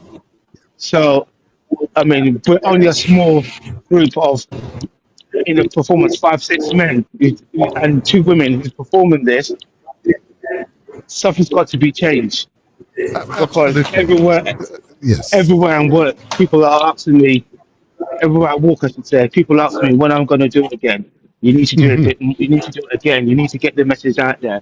Our voices. So these are so I see every woman who attends the show as my sister, as my partner, as my mother, who experienced the health inequalities, the rudeness of the nurses. Do you know what I mean? Thank you, Lloyd. Thank you, Lloyd. Thank you. That's really good. And, you know, being a Jamaican, I'm going to say this. The group is little, but it's Tadawa. Yes? Absolutely. Yeah? I'll explain that on the screen for others who don't understand. Don't worry. But I'm bound to ask this question, though. I'm bound to ask this question. Healthcare staff are not presented simply as villains, okay? And I would emphasize that, despite the racist Monday in your cast, yeah? Okay. But part of a system. Why is that distinction important? They're not villains; they're simply members of staff who are part of a system. Why is that distinction important? Who wishes to respond? That is right, because at the end of the day, they are just like us. They're in a very hard profession. They're basically not treated right. Understaffed, overworked, underpaid, and sometimes we think that they can create miracles. They have to do about 10 different jobs in one go, and they're human. They get tired, but they're kind of labelled, if something does go wrong, they're useless, and that's not the case in many cases. It's still to do with education. It's all to do with training, and also finance. They should be paid the proper wage. There should be many more doctors and nurses that are staying in this country to do the profession, as opposed to going abroad, because they're not treated properly. So I have a lot of time for the NHS, because they've treated me with. I mean, I've been in and out of hospital for many years, and I've been fortunate enough to have very good service from them. But a lot don't, and it's not because they're all bad. It's because sometimes they're not given the training. Sometimes they do a 12-hour shift without even having a break. Which, can you imagine doing that for 7 days a week? No. You're going to get tired. Something's going to happen. Policies and procedures. That's Well said. Yes, exactly. Policies and procedures do not fit, in many cases. And yet the people upstairs, the big wigs that are upstairs, that are in there 100,000 a year, whatever it is, just look down at the people down a bit, don't worry about it. They can do it. And they're struggling. So I have a lot of time for the NHS staff. But if I may, Sharon, as you described that, the security officers symbolises institutional power. And I recall how me and the rest of the audience responded when that security officer presented himself. What does Zion's threatened removal say about black fathers are viewed in medical spaces? Because I must say, it evoked some emotion in me at the time when I observed it during the play. But what does it say about...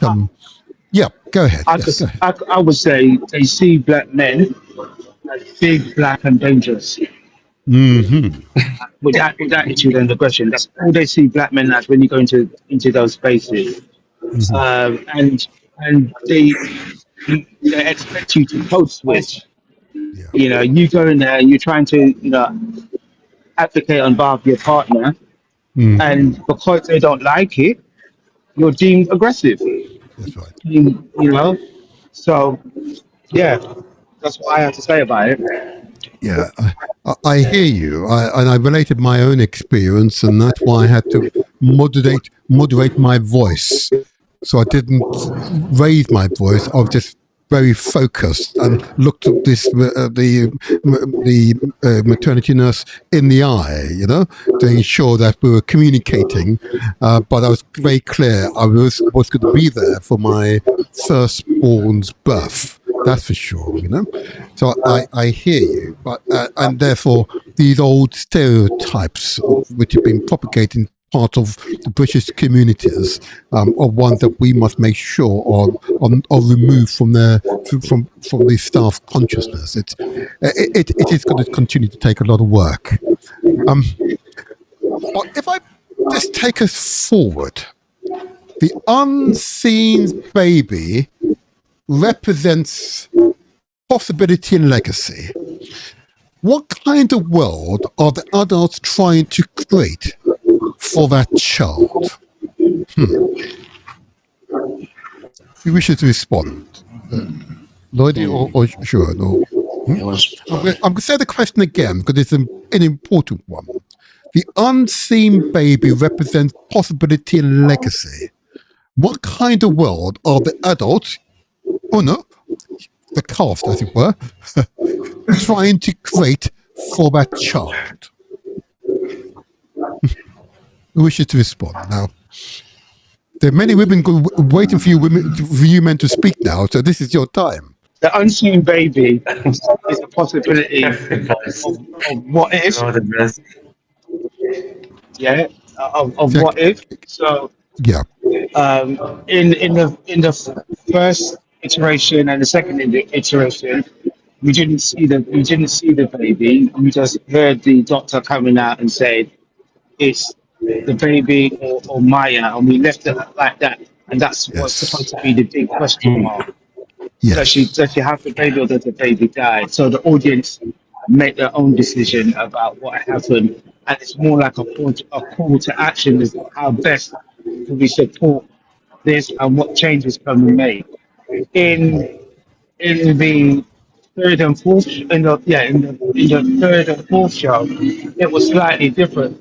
We introduced the baby into the audience, a black baby, because it was a more powerful image visually to see.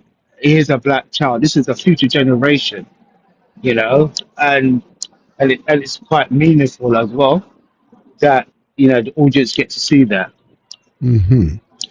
It was powerful. I can tell you, Yeah. that was really powerful. And as I said, I'm amongst quite a number of people, and I could feel the emotion in the room. Oh, it was very intense, very intense. It was well done to each and every one of you. I'm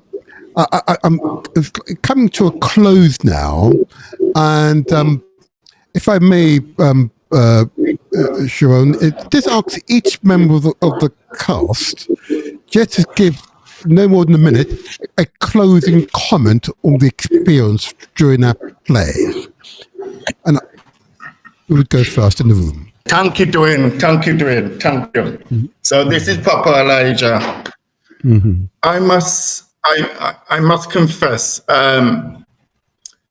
this really had a massive impact on me. Reflected a lot on maternity care from personal perspective, and playing the father, I was proud to put my own personal feelings and emotion into that character, and those experiences came from my mother and my father. And being born as a premature child with hearing defect, I basically embodied all of that and put it into the actual emotion of the playing the father, Papa Elijah. And I have to say, I take my hats off, and I've got many hats that I can put on and take off to Lloyd and Shimon for putting together this wonderful, meaningful, massive conversation about able to support not just one person, but many mums and many mothers that couldn't be mothers. And it's a very, very extremely serious topic that we're having. So yes, that's my take. Thank you on that, and I hand over. The racist security guard. Racist security guard. I'm so proud of you. Goodness. Oh gosh. I would say from my character, the factors with the NHS, over 25% of the NHS is they face harassment, bullying, and so forth. But also when you look at black security guards, or as we would call them, the system sometimes, it trains you to be biased against your own people. And then of course there's a generational gap where, even myself at my age, I was trained that, you don't raise your voice, you're quite calm and so forth. So when you see a young man opening his mouth and being, just stating how he really feels, to you that's being rude and he's being out of order, and it's your job to fix that problem, which sometimes is not even a problem, because it's a black man again trying to be heard, in this kind of a climate. But beautiful play, and I don't think this play is going to end. That's honestly true. I think it's just going to go on, and it's going to be a high demand for this play. Yes, thank you. Well said. And there's one other person in the room there. Who should? Is you now? Yeah, basically, just want to quickly just keep it short and sweet. The emotion that we got from the audience, hence why this is our fourth time we've done this production, to me is job done.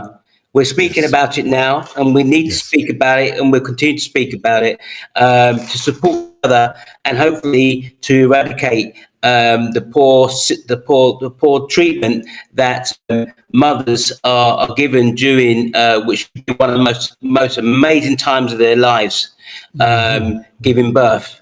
We can talk about get to improve the support. Me, it's job done.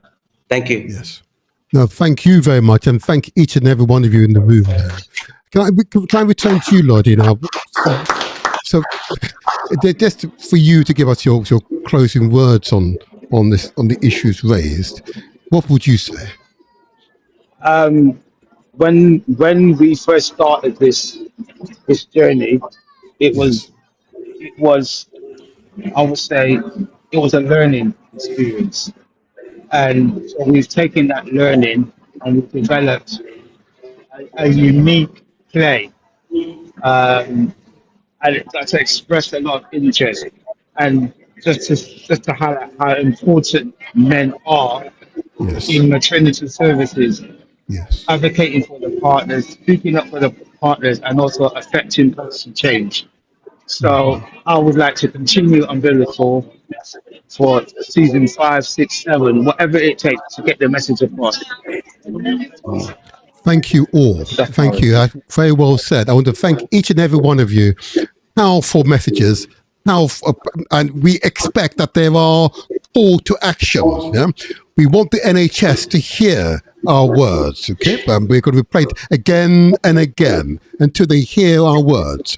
We want the members of Parliament to hear our words again and again and again. At a local level, I want the local councillors to be accountable and hear our words. Yeah. But most of all, we want mums and dads and the children to hear that we are not going to be silent any longer, and we are going to be proactively defending the interest of the community within the NHS. We want to thank each and every one of you for what was a truly inspirational play, and it moved me to have a follow-up conversation with you, and I'm not an easy person, I'm told, but let me tell you, that was something else. Well done. And we look forward to your future endeavours. Thank you. Praise be. Thank you. Well done. Thank you. Well done. It's the motivating. I think you'd all agree that was truly an inspirational dialogue. And of course, it addressed these fundamental issues which generally amongst us men are not being discussed in a public forum as this. Be assured that there will be call to action. And whilst I was going and reviewing this particular podcast, I realised, of course, we have had at least a number of politicians express a view or two. And I'm wondering if I can get this politician, and I mentioned her name earlier on, Evelyn Okoto's recording up on my screen. Wouldn't that be great? It'd be good for you to hear what she has to say on this particular subject. And if I can make this work first time, that'll be fantastic. Or maybe I can't. Or maybe I can. There we go. I'll give it a try. I may need to make an adjustment to this, but I think her intention is clear, that she is challenging some aspects of maternity services. The former chair of the Southwark Maternity Commission, and she's best able, better than most people, I would say, to talk on this subject and provide some real advice and guidance to us all, you know. And it's someone, she's a politician who I've learned over time to respect. And I don't say that often either. There you go. All right. Let's see if I can make this work first time. There we are. And maybe it's not going to work straight off. Families don't need. There we go. Let's get this done. There we go. And I think we're there. Families don't need another report. They simply don't. They need us to move from recommendations to implementations. And I've spent the last few days reading the Ockenden and Amos report, and I just keep coming back to one question. Why do we need so many more reports telling us the same things? Different reports, different organizations, but almost identical findings that women are not being listened to. There's weak governance and leadership, persistent inequalities, and a system that simply isn't learning from their mistakes. And having chaired the Southern Maternity Commission, I couldn't help but compare our findings with what I was reading. And it reminded me why local government has to be part of this conversation. Our job isn't to run maternity services. Our job is to bring partners together, give communities a voice, ask the difficult questions, and make sure change actually happens. Because at some point, we have to stop asking what's wrong and start getting on with implementing the recommendations we already have. Families don't need another report. They need confidence that this time things will actually change. But that was pretty clear. There you are. There's one of our politicians who are calling for change. That mums and dads must and should, of course, be listened to. Well done, Councillor Koto. We look forward to being here on the Motivator Show panel platform. Want to hear from you. Totally committed to the cause. Well done, well done, well done. And I want to say to each and every one of you, I hope what you've learned today is a source of empowerment. And I encourage you to replay some aspects of this particular episode of The Motivator Show so you can recall keenly what was said. Okay, there are real opportunities out there for you. And what we here aim to do is to put you in touch with people who are doers. Remember, translate our words into action, because success is ours for the taking. That's the motto of the channel. And those are the types of people that we speak to, the doers, who are not just going to discuss the subject, but will actually follow through on the subject. That's why we exist as a channel here, the Motivator Show. Okay, that's what it means. That is what it means. And those of you who really want to reach out and be a part of that change, okay, I'm going to, if I can do that. In fact, what I'm going to do, I'm going to invite you to reach out to us here at the Motivator Show. And what we will do then is pass on your details to the Black Consortium, Black Male Consortium, Black Men's Consortium. Forgive me, Black Men's Consortium. They were the cast of characters who put on Umbilical. Okay, Black Men's Consortium. I'll pass on your details to them. I know they would love to hear from you. I always say to people at this point, if in doubt, ask questions. I'm going to put on our email address here.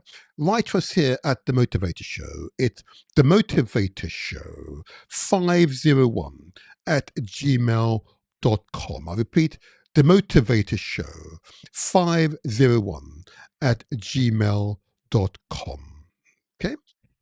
We will have a few follow-up interviews and announcements in relation to the Black Men's Consortium and Umbilical and the impact they have had both in NHS and wider public sectors in government. Because this is an issue we are not going to forget. I repeat, we will not forget.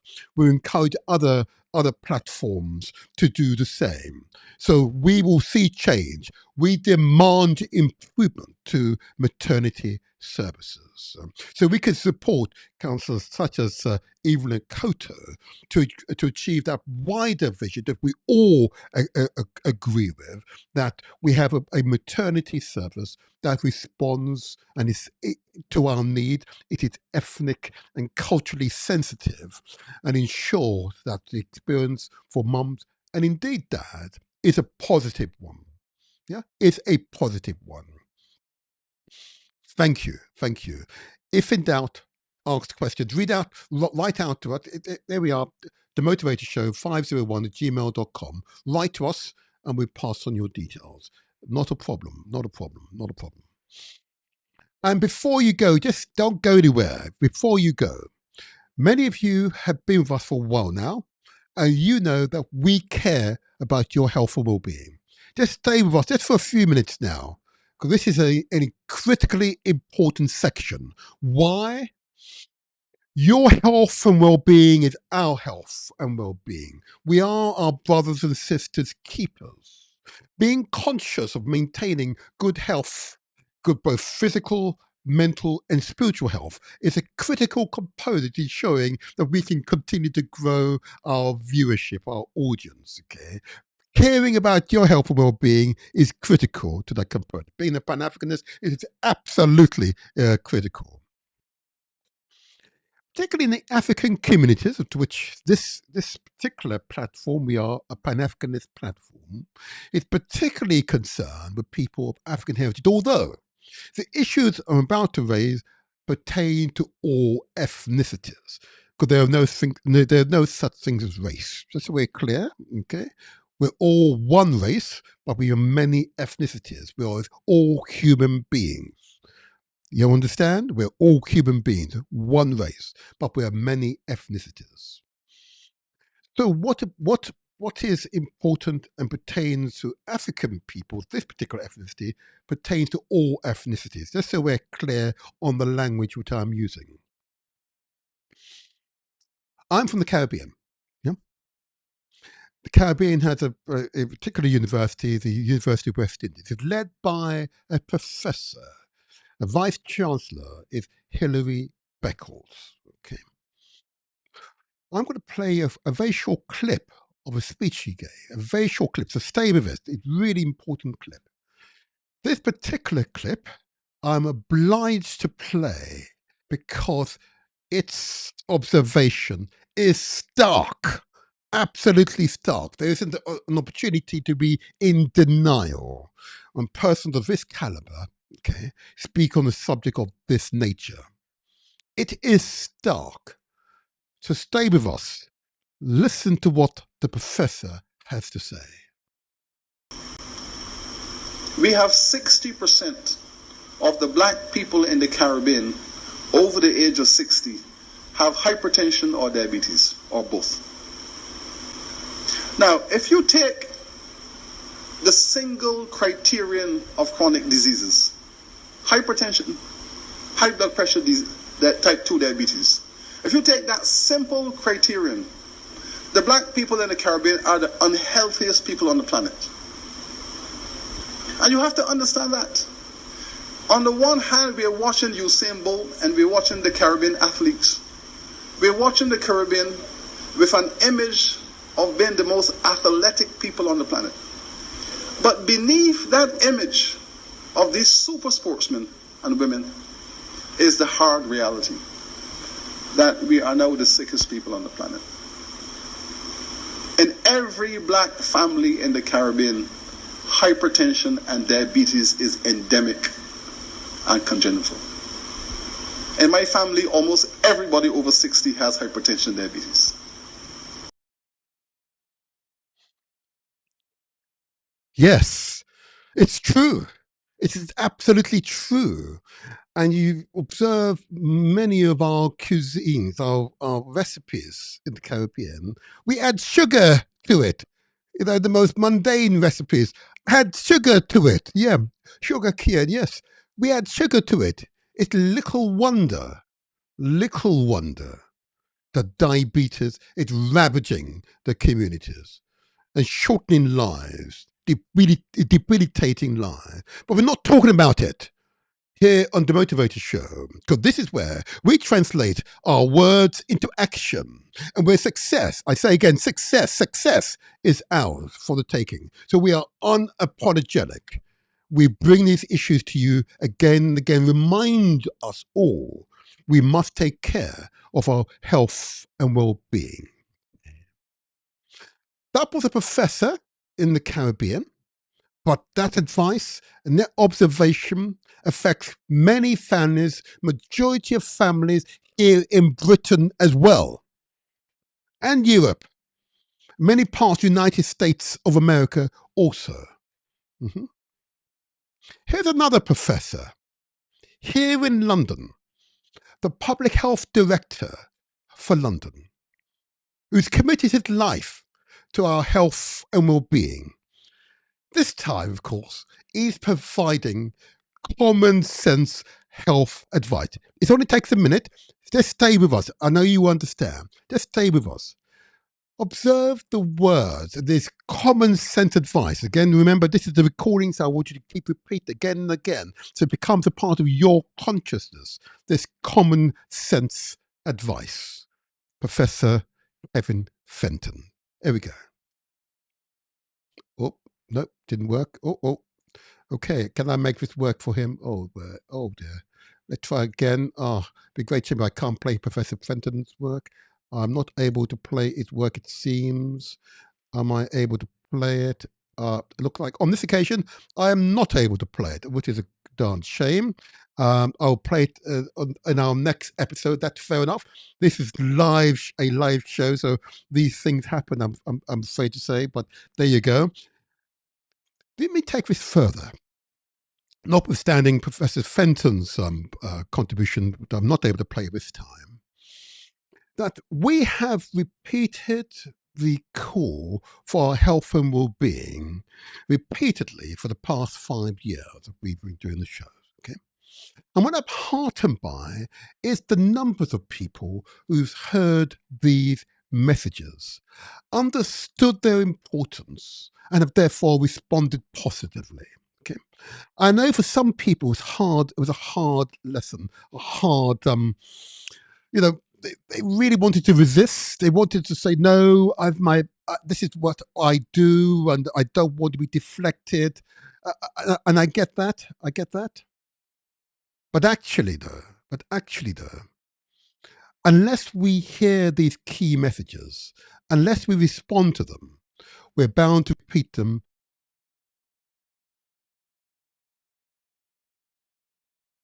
Sorry about that. Again and again and again. Okay. So I want to play for you a very short clip of people who've come together in common aim and common purpose, who've understood if we work together, if we are conscious of our health together, we're more likely to stay healthier together. And in doing so, we are able to improve the life chances of the next generation. It's not just us. It's not all about us. It's about what we bequeath to the next generation. So watch these group of people come together in common aim and common purpose, who are now exercising together. And together we are all strong. Unity is strength. Oh, okay, that's not going to play either. Here we go. All right, not now. Okay, there you are. The system is saying it doesn't want to play this time. But many of you who've observed that particular aspect of our work understand the importance of exercise, putting your resources and exercising together. Because together, you are the change makers. You make the difference. I believe those are the key messages that we wanted to communicate today. But I just want to remind you of that all-important visit that's been organised, official visit, been organised to Burkina Faso, from London to Burkina Faso, Ouagadougou, okay? And I want to remind you that if you want to join us, if you want to be a part of that journey, if you want to be a part of that experience, come join us. And together we will transform your worldview. Discover Burkina Faso, the place of the rising spirit. The calling has gone out. Go to website address letsdiscoverburkina.com. Letsdiscoverburkina.com. You are invited to visit on 17th of March to the 1st of April 2027. We are a holiday destination. Many investment opportunities. We are family friendly. A great place just to relax. Go to website address letsdiscoverburkina.com. Visit Burkina Faso. Visit Burkina Faso. Visit Burkina Faso. Visit Burkina Faso. Visit Burkina Faso.